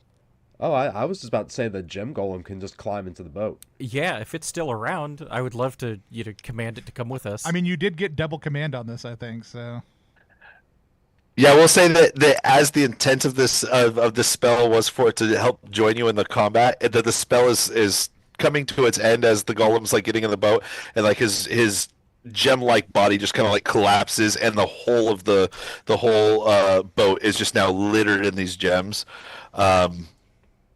Upon investigation of these gems, however, these are more like something that a child might get at an arcade. Each one of these gems would likely pull one copper piece each, and there are 3006 of them. Yeah. Jesus. So it's a lot of gems. Your boat is now pretty much a ball pit of fake gems. Yeah. I mean, I definitely have paid money to dig precious gems out of a mine camp in Arkansas, and this has very similar vibes to it. Yeah. You know what? It served its purpose. That's right. Astralis is just imagining all the gaudy costume jewelry you could make out of this. Yeah. Oh, for sure. Also, now traveling glittering abomination in the boat. Also, too. So that was in 20. Yep. Well, so technically the island was 19. Island was 19. 20 was the water around it. Yeah. So we could go down to 22. Is that what's that right below that? Sorry, I zoomed out a little bit. Yeah. Yeah. You can make your way back out there. Go to 22, or check out 21. Let's go to 21. This is north of where we started. Yeah, I agree. Awesome. Surely one of these rooms won't want to kill us. I mean, so far this is really the one room that has wanted to get lots out of everything. I mean, yeah, it is the All only. the other ones have been pretty chill. Yeah. We're not a water people. Yeah. So as the boat starts making its way out back into the main body of the lake, we'll roll. You can see off in the distance, actually, at this point, not as close to the boat, but it appears to be the body of another one of these sturgeons, kind of just like undulating in the water. It's not circling you; it's off in the distance. You could go all Captain Ahab and try and get another one, or you can just continue off into the direction you're going. If Sullivan wanted to up the pace of his speaking to move a little bit faster, just in case this thing comes, it's far enough away that you could probably do that before it senses your presence and starts swimming that way for revenge. I vote that we keep going the direction that we're going. Your career was auctioneer, correct? So you could just talk really fast. I love it. I love it. Do I have 10? So you guys make your way, and the wall of the large chamber that you guys are in now, there is a small opening on it about 5 feet up. So imagine this underground lake has kind of like on this northern wall has come to a terminus where it's just like pretty much a sheer rock wall, and about 5 foot up there's a small little opening that you could probably tie the boat out to a stalagmite or something here, kind of just floating in the water, and then make some sort of climb up to this opening. But there is very clearly a opening that leads into another cave. Yeah. Seems as good a place as any. Go for it. Tie off the boat, and I mean, people can climb up me and then give me a hand up if they want afterwards. Awesome. Yeah. So you guys start climbing up the wall. You get into this hole here. The walls of this chamber are serrated and scalpel sharp crystals. The light reflects here ever so beautifully. It's truly a sight to lay eyes on. However, one eye is literally lying upon the crystalline cave. As you enter in, kind of just floating in the middle of this room is like an octopus that's turned sideways, beak protruding, looking right out of you, eyes on the end of every tentacle. This is a eye lord that is just floating here in this room. And all the eyes are closed. It is likely sleeping. Oh, shit. Legally distinct eye lord. Legally distinct eye lord. I was going to call it a sea holder, given the water, but I mean, I think I'm going to, unless somebody has a better plan, I'm going to take a moment to very carefully draw a sigil of slow flesh around this thing. And then I'm going to trigger it. And then I'm going to take a big old swing with my sword. Yeah, I would love to, since we're taking a second to sigilify, I would love to take a whiff of the liquid in this flask that I got and try and find out what the hell it is, because I'd love to use it. And if we're taking the time, I may as well. Yeah. I will say you can take a sniff of this liquid. It smells like the weird combination of death and formaldehyde. Healing potion, classic. Yeah, of course. Classic, you just win potion. Yeah, I would also say that there is time. This thing is, if I were to describe it a little bit more, if your characters had ever come across an eye lord before, which is highly unlikely, this one looks much older than any story you've ever heard. It's a little bit more wrinkly. I would imagine even at the end of each tentacle where the eyes are, some of just like wizened gray-haired eyebrows. This thing looks very old. And it looks peaceful in its sleep. Yeah. So you start sketching the sigils all around it. I mean, that's how I'd want to go. Does Astralis do anything with the potion? And Bort and Sullivan, are there any things that you guys would like to be doing? I mean, I do have a magic dagger, and daggers do love ignoring armor if the enemy is unaware. So I guess I could do that. Sullivan's doing stretches. He's getting ready. I love it. I love it. Okay. I'm just going to see how beefcakey this guy is. All right. What are the words that are spoken that activate this slowing flesh? Oh, actually, I think the trigger I create is not. It's a sigil, so I draw it. Okay. And I think the trigger is when I cut this thing with my sword, it starts. Okay. Okay. I'm not even going to have you guys roll initiative because your guys' plan is to come in here and hit this thing. Yeah.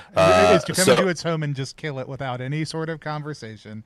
Since it is currently at full disadvantage, I am standing behind it with my sword up. I'm gonna give you the go ahead with that little dagger if you want. Motion to Bort, yeah. Yep, and then I do the thing. And where are y'all positioned when this all goes down?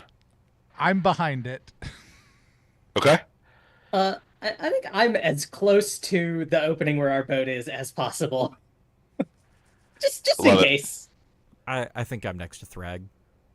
Sullivan is in full view of this thing. He is like, bring it on. Bring it on. Love it. Love it. Okay.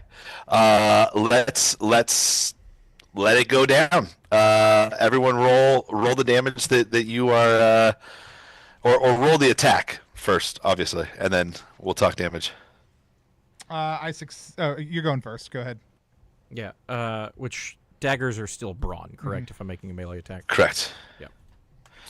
Well, I definitely roll over my brawn, so that doesn't matter. Okay. I don't do melee. I'm just like, yeah, this decade. I see you. I see you swing and then shake my head and then bring my sword down. I do 6 damage. 6 damage. Okay. And what was the roll to hit? I just want to make sure you rolled over its AC. Oh, it was a 10. Sorry, I should have. Oh, okay, yeah. Perfect, it was right in the middle, so I did not assume that I was. This guy has more AC than some of the ones that you've done previously, but sure. So you said you did 6? I did 6. Yeah, I mean, large weapons you get advantage on damage rolls for large weapons. Yep. So your sword comes into it from behind, hitting this thing, carving a good chunk into it, as now this booming voice just erupts in all of your minds. And it's just like, ah! And all the eyes wake up to see Sullivan just standing there in armor. And now I'll say, let's roll initiative because Zornjamin, the Eye Lord, has woken up. I rolled a 1. That also means that slow flesh has been cast on. Oh, that is correct. The tentacles are moving ever so slowly. Yep.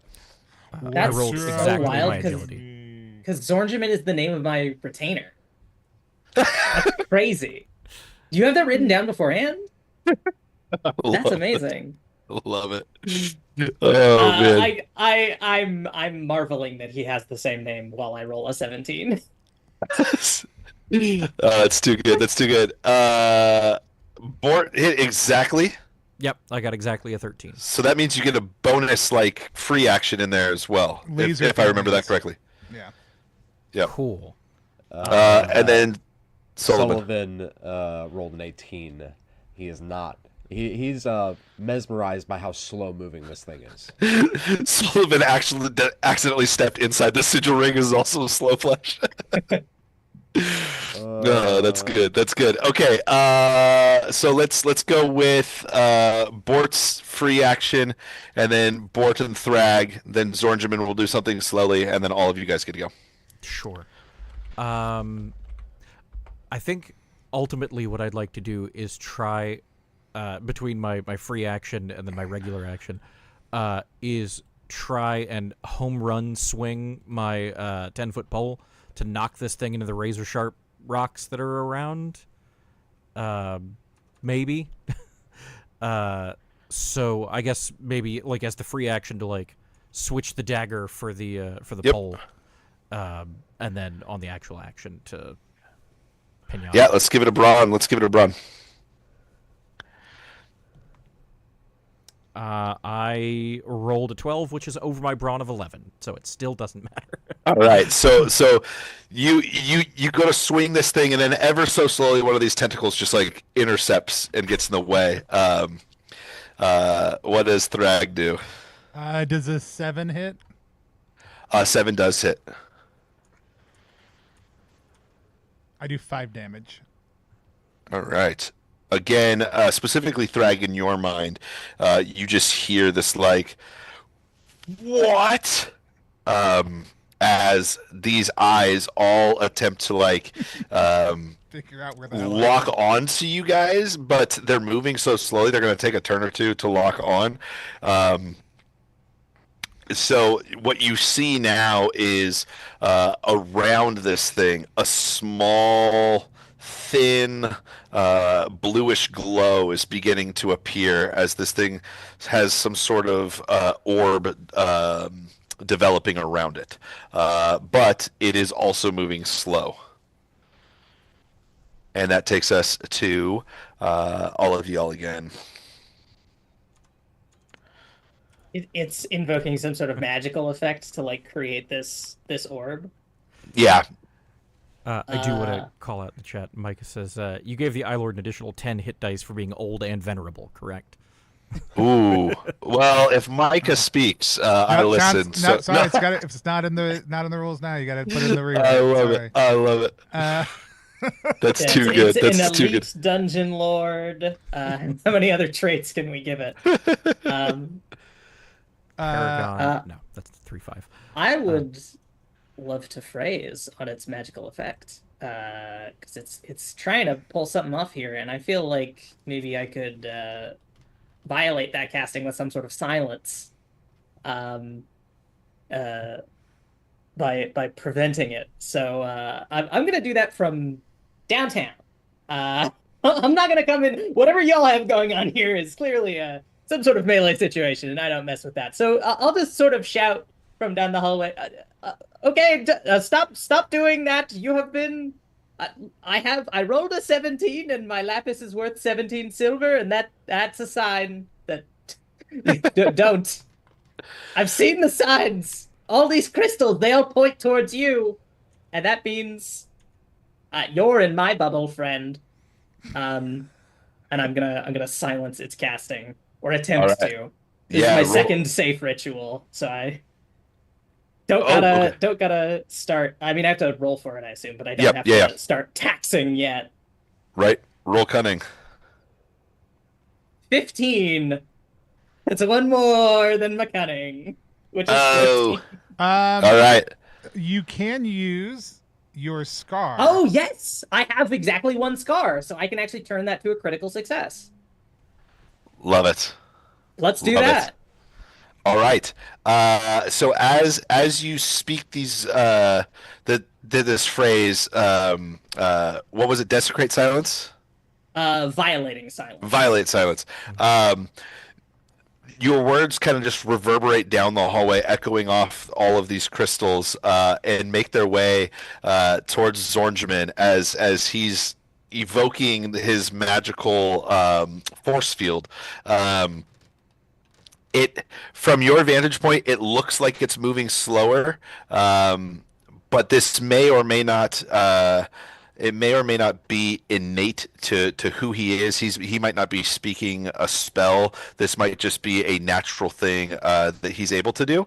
But that is to be determined at this point in combat. Yeah. Only one Zornjamin may speak, and you are not he, my friend. Do you have any comment? Leans over back towards the boat. Anything to say? No? Okay, never mind. No Zornjamins shall speak. Too good, too good. All right, Thrag, Sullivan, or Bort. Yeah, I got something. Channeling my patron deity Dale Gribble, I will reach into my belt pouch for the other pound of salt and take a pinch and go pocket salt, and try and just in the eye. Throw salt in their eyes? Yeah. As you do, it's a lot. Well, make an agility for me. These things are are moving slower, so getting it to hit the eye. Roll an agility with advantage for your pocket salt.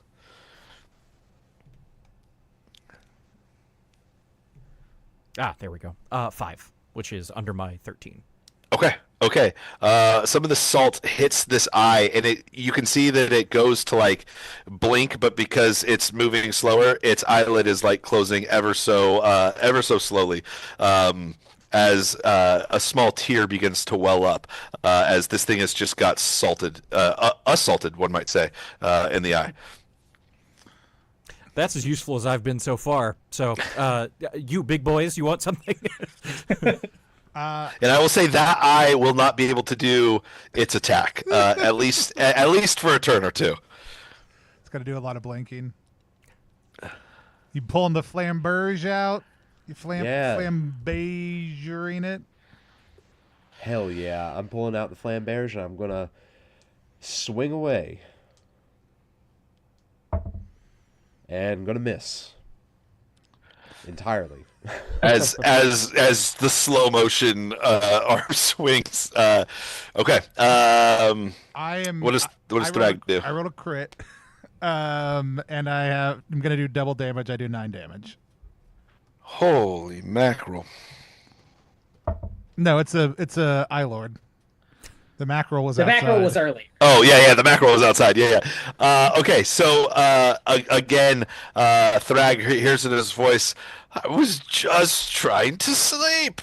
The Eye Lord now, as its eyes have kind of locked in place, one of the eyes had locked like directly on Bort, and it is now blinking, and it is tearing up. But another one of the eyes has also come in around the side, and it is trying to just peer into your soul. And it is going to make an attack as it is going to heat ray from its eye. Oh no! And that is a 15, and it needed to roll under 16 and over your armor class, which I'm assuming is less than 15. It sure is. Yep. So this thing is going to do an eye ray at you, or a heat ray for 5. I'm going to say that it blasts off my helmet. And now you see my unfortunately shaped noggin from the dent. But yes, so I am down 1 helmet. All right. We're going to move to... So it's got a total of 8 tentacles, each with an eye on them. And the next 2 have kind of locked in on Sullivan. Sullivan, one of the eyes stares intently at your soul for 13, which is under its attack value, and it is also over your 10 AC. It hits you for 2. How'd you do that? Yeah, that hits me. I'm down to 8. And the second eye looking at you rolled a 3, which is going to fail. Yeah. That misses, as that eye is still trying to come into view. The next eye is making its way at Astralis, rolling a 2. Astralis, what was your AC? It's 0. Okay, so that eye gazes in at you for 5 heat damage as this heat ray just begins to warm Astralis up. Oh, thank God. I'm gonna go ahead and say that burns my hat off. My helmet that I took. Our headwear. No. Just a big Has- mess of hair all falls out of it at the same time. Killer of hats. has Zornjamin 2, aka the Torchbearer, what's he up to right now? Is he standing right next to you, or is he dipped out behind you? Oh, I think he's still in the boat. This is not in his job description. Perfect. Okay. The next eye attack is also coming at you. That is 12, which hits, and it also hits for 5. Excellent. That brings me down to 7. I'm really glad we re-rolled. Yeah, leveled that the would characters have that up, would have 'cause- put me at dying had we not got up to level 2. 2 of these tentacles had reached up and are now looking behind. Where Thrag has, I think, officially hit 3 times successfully. Yeah. First eye looks down. Thrag, what's your armor? Because this is a 1. That will miss because my armor. That will miss. My armor is a 4. So. Second was a 12, which will hit and hits you for 2. Okay. Okay. All of the eyes that did hit, they are staring intently, and there is a potential of them dealing more damage next round as this thing's gaze lingers on you. Just FYI. That's fine. Okay. That takes us back to y'all, and it is the top of another round of combat. Knowing how slowly they move before I act, I take 1.5 steps sideways. Too good. Just get out of the immediate view of the eyes. I rolled. I passed initiative. Okay, pass it. Okay. I also pass initiative. I receive exactly my initiative because of the +2 from my weapon. I exactly, again, got a 13 on 13. Very nice. Let's go with your bonus action, and then everyone can go.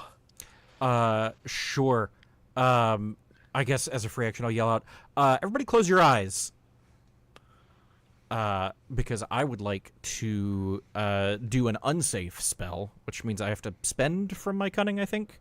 And I will once again do Glimmering Abominations, this time hopefully catching the light that is reflected around in the room on all of these very sharp points and just lasering directly into the Eye Lord. Okay. I love it. I love it. So yeah, spend the cunning that you need, then we'll I'll have you roll damage for it. Yeah, let's see. Word list, using rituals. 1 cunning for the first one over, and then 2, and then 3, and that's separate, I think. All right, so that brings me down to 15, and then I got to roll for it because I'm assuming I spend and then roll. Correct. Yep.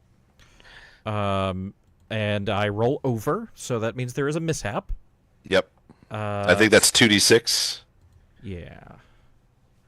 Plus 2d6 plus the difference, of the failed roll. Okay. So it's a +2 then, because I get a 17. Okay. Needed a 15. So first d6 was a 3, then that's 8, so that puts it at 10 on the mishap table, which is summon 2 times adventurer level bears. Suddenly there are 4 bears. All right. That makes things a little bit... And there are friends? That's yet to be determined. You said there was 4 of them, though? Yeah. Well, it just so happens there's 4 of you, 4 of those bears, and the Eye Lord may not know that they are... And he has 8 tentacles, so you might have just dodged eyes with that mishap. But now there are 4 bears in the room. Well, we will barely escape. All right, let's go. Who wants to go next? We can go in any order. I hit. I do 6 damage. To Zornjamin? Yeah. Okay. I'm going to ask you how you want to make this hit end Zornjamin's multi-millennia life. How do you kill Zornjamin? I mean, here's the deal. Given the length and breadth and wisdom of Zornjamin, it would only be fitting if, in his passing moment, said somebody sage and wise. However, I'm just somebody who kills people. So I think I have been cleaving him down the middle. Actually, I don't want to overly describe it, but he ends up in. Here's what we will do. Whenever we're done figuring out what happens to the bears, in the cinematic version of this, we would just cut to my character popping open like biting into one of the things of Ro and sucking the juice out, and that would be the cutscene that we would see if we didn't have four bears to deal with. Yeah. Because we're not extensively describing eye stuff. Sure, exactly. Okay, Zornjamin is dead. There are 4 bears now in this room. That just got here. I'm going to roll a collective reaction for them to see what they are doing. That is a 5. They are unfriendly and may attack. Great. So normal bears. Yep, just straight up bears. They're like, huh. They may also smell the dead flesh of something and go eat. Who knows? But the bears are here. In all of your guys's, in the time he was asleep, in the making of the sigils, and then the actual combat, you have also noticed that there is nothing in this room other than the jagged crystalline walls and Zornjamin. Yeah, Shame. same Would have been a place to be. really nice place to sleep. That's all we were looking for. What kind of bears? It doesn't It's say. I'm going to assume koala. So one of them is a drop bear, so a large koala. One is a Malaysian sun bear. One no. is one of those Kodiak polar bear hybrids, and then the other one is Jack Black's Kung Fu Panda. Well, I know which one Incredible. I'm worried about. Yeah. So we jump directly into the water. Yeah, I'm making a beeline for that boat. Trevor, how many rations do we have down there? Could you throw some up? Oh, that's too good. That's too good. So yeah, y'all are dipping out of the cave. The bears are chasing after you. I will say you are all closer to the entrance than where the bears appear. So just everyone give me an agility, and if you pass your agility, you're able to jump down in, and bears feel at home in caves, and so there might just be now 4 new cave bears in the Cave of Fiends. I have passed my agility. I fail my agility. I passed my agility. Surprising no one I have rolled higher than a 6. So Well, they I can't hit failed. Sullivan. So, yeah, the bears are going to not be able to hit Sullivan, but Sullivan falls down. The bears pile onto him, but the bears are trying to bite onto the armor, and then one of the bears didn't follow and roars from the other room as it's now eating the carcass of Zornjamin, and the other bears make their way back because it's easier to I mean, eat. I'm not going to leave. I'm not going to leave Sullivan behind. And so, I'm like Leo in The Revenant, just getting thrown Yeah. around. yeah. But the bears do abandon you. Unless you want to just let the bears maul at you. I mean, they can't hit me, so it's Right. like I'm like that dude that made that bear-proof suit. You ever? Oh, seen the that spiky video? one, yeah. Oh, Yeah. yeah. Where they're just like throwing logs at him and he's just taking it. Yeah, like I'm Too I'm good. good. I'm good, I think, for right now. All So right. they'll probably just leave me alone at some point. Love it. Yeah. Well, Tony, I'll say at this point, just timeline wise, Yeah, I think that's a great Yep. spot to hang it. Let's do our reaction roll as we narrate we can narrate what our characters are, where in the horrible places we've passed we decide to sleep. But reaction roll is a live stream inside of a live stream. It's our chance to sit down with the creators of an adventure that we just played, talk to them about that adventure. Today we played Cave of Fiends, part of the Bastardized Classic Collections. It's itch funding right now over at ttrpg.link/fiend cave. You can find more information about that. The link's in the description or pinned in the chat. Also, too, for folks who are just joining us, y'all were talking a little bit at the very beginning about how you've been kind of splitting up the work on this one. John, you've taken done most of the writing and design work for the previous ones and this one. We've got Micah who's in chat doing the editing work, and then Matt, you are doing the writing on Cave of Fiends, along with some art by our good buddy Chocolips, who was on YouTube earlier. Don't know if still is given time zones also too. So great team of folks. Tell us a little bit more about what we can expect from the Cave of Fiends. So specifically for the Cave of Fiends, like I said, this is the first draft. Micah has done a bunch of dev edit work with us, and some things that are going to change. The original module was very much each one of these caves is the lair of something else, and it's just like, whoa, okay.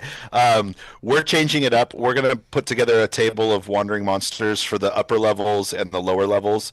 And so it'll be a lot less like walking into someone's house, and more.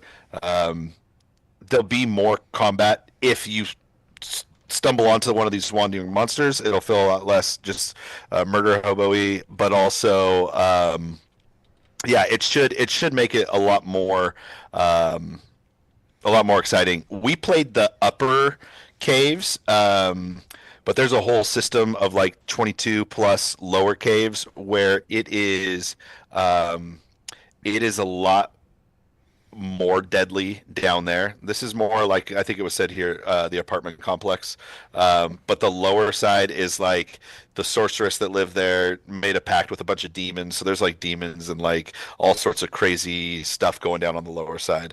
But yeah. And let's be clear, our characters don't actually have any idea how to get down there yet. And so, that is true. Awesome. Well, I had a blast playing. Let's hear from our players. John, I don't know how much you've got to. I mean, you've probably already looked at things. How was it like to play through the adventure for you? This is actually, I've read bits and pieces here and there, but like my life right now has been like one thing after another, so I haven't actually gotten a chance to read it fully. So it's a lot of fun to actually play through it because I'm sort of experiencing it alongside y'all. Like I said, there were some things that I knew, so I tried to hang back a little bit and let y'all sort of experience it, but it's a ton of fun. Awesome. It's a blast. Do you have any questions you want to ask Matt about the adventure? I guess, how closely are you skewing to the original adventure? Because I know Micah has made some changes as well, but what have you put in yourself that is like, this is the Matt Morris like stamp on this adventure? Yeah, so definitely on the lower caves, it still is very disjointed in the original. I wanted it to feel more cohesive, and so it has the puzzles and the tricks that are down there are less just like mismatch of all of Gary Gygax's favorite things, like let's put it in one, and like I have the lower side telling more of a story. And so there's some like teleport stuff that was in the original that just felt disconnected. So with this one, kind of sought to make it more puzzly, and once you figure it out, it can just make it way more fun, as well as like using the teleporting to your advantage as opposed to just like a trap. So there's some of that down there. And I think more the part that is more me is in the hex crawl. I do a lot of like writing for Mouse Ritter, which is all about hex crawl and exploration. And so there's some of that exists in the hex crawl that I'm really excited about. That's cool. Awesome. Mike also doing. There's a lot of stuff about the witch down there now that wasn't necessarily in the original also too. Mm-hmm. So awesome. Let's hop over to Adam. Adam, tell us a little bit about what it was like to play in the Cave of Fiends, and if you got a question for Matt or John, fire it off. Yeah, I really enjoyed it. I did come into this expecting Gary Gygax bullshit, which is why I came in right from the gate being like, there's different colored gemstones, so clearly there's a... but I'm glad that this is more reasonable in heavy scare quotes. Like a human designed this and not an insurance adjuster, which as a former insurance adjuster, I can confirm I'm a mimic. But like, yeah, this feels good. And again, like, I'm used to when you adapt something, putting it in something big like this, like a big thick guy, like Goodman Games came out with. So like, to see how much you are packing into functionally a postage stamp is very good. It seems like you're doing a lot of really good work in just like all what is it, all gas no brakes, like just the hits, which I like. It's good. I've not played Bastards. I'm assuming it's broadly the same fare as this, and so like yeah, hell yeah, I'm excited to see the final product of it. Cool. My question to you is, I guess, because I know like old school play is less concerned about game balance in a way like Sullivan, right? Accidentally becoming invincible, functionally, statistically invincible. Is there anything that you think maybe that was just unfair in the original that you have tried to correct? I say unfair in the like. I apologize. I've been catching up on Between Two Cairns, and there was a moot sack question about this where it was like, yeah, OSR play and old school play, like, fair doesn't necessarily factor into it, but in the sense of like, this feels bad. Like, feels bad moments versus like, if you failed, you earned it kind of things. Is there anything like that that you think that you've sort of smoothed out? I definitely think in the original, like so there's this one section where like it's all these random caves and they all go into like these like hallways, but then the hallways will teleport you to a random place in the cave. And it feels like disjointed in a way that is like it's cool, but then when everything's unlocked and you're able to enter in, you're only able to make attacks against like the big bad monster if you stand on these specific platforms, and anything else you do, like you're not able to make the attack. And that just felt like too controlly of agency, and a lot of that actually exists in the lower levels in the original as well, where it's just like, yep, and if you walk into this cave, oh, sorry, there's a demon idol that comes to life and it's going to attack you, or there's no letting the player like suss out what's going on. It's just a bunch of gotchas, and so we've kind of pulled that out, but keep the monsters and stuff the same, unbalanced, but it's less gotcha and more randomized. I think, and Matt's answer is a much better answer than mine because I think Tsojcanth is a much better example of it. But I adapted Tomb of Horrors for Yeah. the Vault of Doom. That is notorious amongst people who, let's be real, haven't really played Tomb of Horrors as an unfair dungeon. But I think context matters because at the surface level, this is meant to be the strong, well, not necessarily a stronghold, but a hideaway for a powerful lich, right? It's going to be unfair. It's going to be meant to be a death trap. But underneath that, you have to remember and you realize, oh, this was Gary's version of a joke. He was playing a joke on people who were going to play through this. And so I think that context matters when you sort of talk about these dungeons that are unfair. It's like, yes, but it's also not to be meant to be taken super seriously as like this is going to be thrown into your regular game. You know? Yeah. So like I said, Matt's was a much better answer, but I think that context also matters. Yeah. Well, thank you. Yeah. Of I course. definitely was a victim of the Tomb of Horrors outside of its intended context. Um, Yeah, there you go.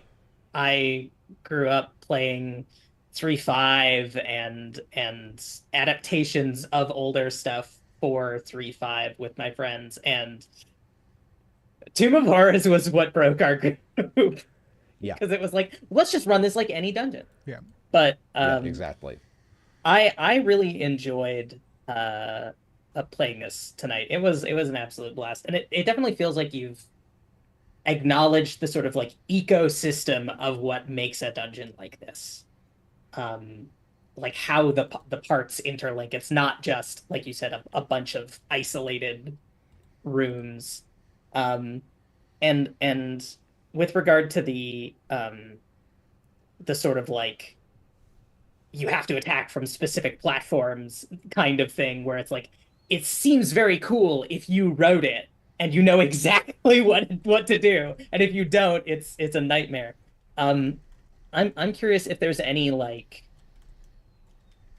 specific changes you made to make it feel not just more cohesive, but like more alive, right? Because especially with finding different ways around things. You know, tonight we made friends with literally everyone except for the fish and the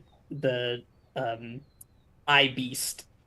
Um, like what was it like, sort of making it less antagonistic as a product? Right. Yeah, I think ironically, Zornjman, the Eye Lord, is a retired Eye Lord, and he's actually just he is the one thing in this set of dungeon that he's just kind all around. So you I'm guys glad. did kill the only nice I'm guy. glad. However, no, to make it feel, I think more cohesive. What happens in the lower caves and in this initial draft, it's why I'm super thankful for John and his input and Micah's dev editing. This initial draft is pretty close to the original, just updated and has some more modern just like gameplay tendencies into it. What's going to come in the final kind of ties everything together. I think a lot more. So that's still in process. So I don't know that I can probably give you the best and most complete answer to that question now, as hitting back to the writing board, because there is some things that are still just like, it doesn't gel where it should. But I think also something that has been like forgotten about or lost with more trad gaming is the use of the reaction table. Like, you know, we wouldn't have made friends with that giant if it hadn't have been for a friendly reaction. That makes tons of difference for these sorts of games where it's like, oh, we're in another room where this thing is going to try and eat us. Oh no. Or it's like, I don't know if this thing's going to be like even care about us because it got like an indifference reaction on the reaction table. That's what makes the reaction mechanic so important for these types of games, because Right. we could have made friends with every single thing in this dungeon, or we could make enemies out of all of them. It's up to the roll, you know? Yeah, it's one of those. It's nice to not just be given a hammer Yeah. Yes, and exactly. told everything is a nail. Yep. yeah, Sometimes you get it some lard and some salt. I loved it. I had a blast. One of my thoughts, as Adam was asking their question, that Van Davis calls out in the chat, is a lot of these adventures, I'm pretty sure including this one, were designed for tournament play, right? Like they were designed Yes. to be the like, S, how far the can S you series, can you solve it? What is your timetable on doing all those things? The S series was entirely for convention play. Correct. Yeah. And so I like the idea of, and honestly wish we had more of that type of play modernly that harkened back to this. A lot of part of it was just guessing though. Like, right. Like there was not necessarily the telegraphing you actively needed for somebody to solve a problem. No, a lot of it was player skill. Like how well did you do mapping? How well do you do remembering things? All these, but like it was still, there were certain parts like the platform thing where it's like, yeah, you just got to kind of guess and hope you're right. And if you guess better than the other person did, you're gonna do better than if you don't. And so like I really love it. I also hate the weird kind of meta guessing luck that sometimes played into some of that also though too. And so I just want the visual redesign. I love what Bastards does in a lot of different ways, but I also really love the visual styling that y'all have done for this whole series.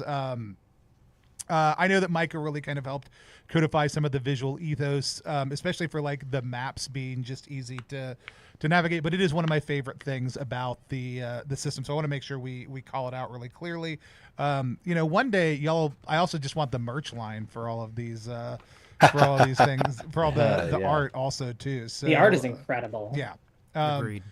That's all Matt. I have no input on that. He does a fantastic job. And to talk about the maps a bit further, I love the flowchart maps. I'm actually working on a personal dungeon at the moment where I'm doing the maps all traditionally, but it just makes me appreciate the flowchart maps way more. They're so easy to navigate and so easy to run on the fly.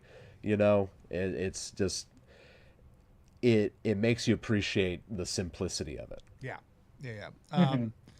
The Isle for a vanilla game is just a really great example of the same thing also too. There's a lot going on there that makes it makes it easier to run in a lot of ways and clarifies a whole lot of things that on traditional maps sometimes get just kind of lost in the sauce. And so for players, especially when you're onboarding people to mapping, I think it's a huge, but the whole visual style on all of these, the color coding, the layout, like everything on this whole series so far has been great. I don't know that I have a big question that I'm trying to like wait for the final version. Is there, that's just all spoil. I'll ask you that after the stream. I want to know if there is an intended way to get down to the lower level, or if it is you just got to figure that out, because I cannot remember from having read this adventure forever ago. But I can also just wait till I have it. I don't need an answer to that, because both are fine. I was really surprised by how much of the top level we got through, but also if you look at this map, there's a ton of it left to go, and this is not including any of the hex crawl or other components. I guess that is a good question to ask, Matt. Tell us a little bit about what hex crawling is going to look like for this adventure. Yeah, so currently the hex crawl in all of our classics, we've done a pretty small hex flower, just like the region to give more like flavor. This one actually, it's like the first 20 or so pages of the book is a hex map, which is currently there are 12 hexes, but we're expanding it, I think, to go like 7 by 10 on the hex. And there's going to be just like some random like mountainous hexes in there.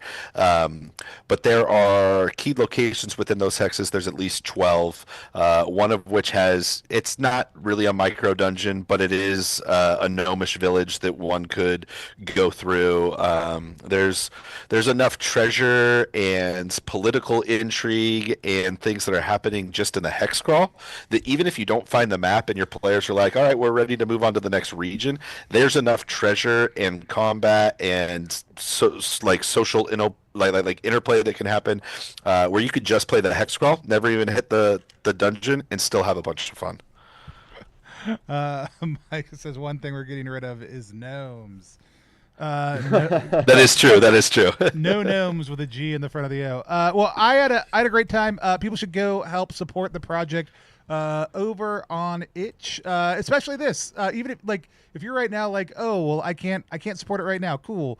Go share the project. One of the things itch does not have that other platforms do is an algorithm and a huge user base that are looking for it. We love itch funding here and alternate forms of funding, and would encourage you to help spread the word about this project. You can use ttrpg.link/fiendcave, but it'll go to the entire Bastardized collection where you can learn more about the project. Hop in on whatever level you want to get those. For people who hop into support, y'all are re-releasing the first 2 adventures along with 2 totally new adventures, correct? Yes. Cool. That is correct. Correct. Yeah. And in digital or physical, depending on what people want to do. So on itch, everything is digital. They will be brought to physical, and then folks can grab the physical from their favorite stores. from their favorite stores. Who knows what stores those might be in the future? Heyo. I don't know any of them. But if you want to support the project, go there. If you want to support what we do, head over to RPGZine.Club. It's Zine Month. There's a lot of cool stuff coming out. But if you want a little Zine Month in your inbox or your mailbox every single month, join the RPGZine.Club, where we put out 2 new games every month, 1 adventure, 1 story. You can get either, you can get both, you can get them digital, you can get them physical. Lots of amazing stuff. But this month we've got a special Zine Month bundle we're doing with 2 extra games by Wes Franks and Navarre Jackson. You can check all those out over on our website. We're going to be back tomorrow, Quinn and I, along with JP Couvert, to do another Zine, Now You've Zine It Roundup, which will be 10 projects we're just really excited about that are funding right now. Maybe we'll talk about this one. Who knows? And we will be back for other more fun shenanigans all week long. I don't remember what they all are right now. But we've never figured out a good way to end the streams. And at this point, we're not interested in figuring it out. So we're just going to wave at the camera until I take us off air. Excellent waving.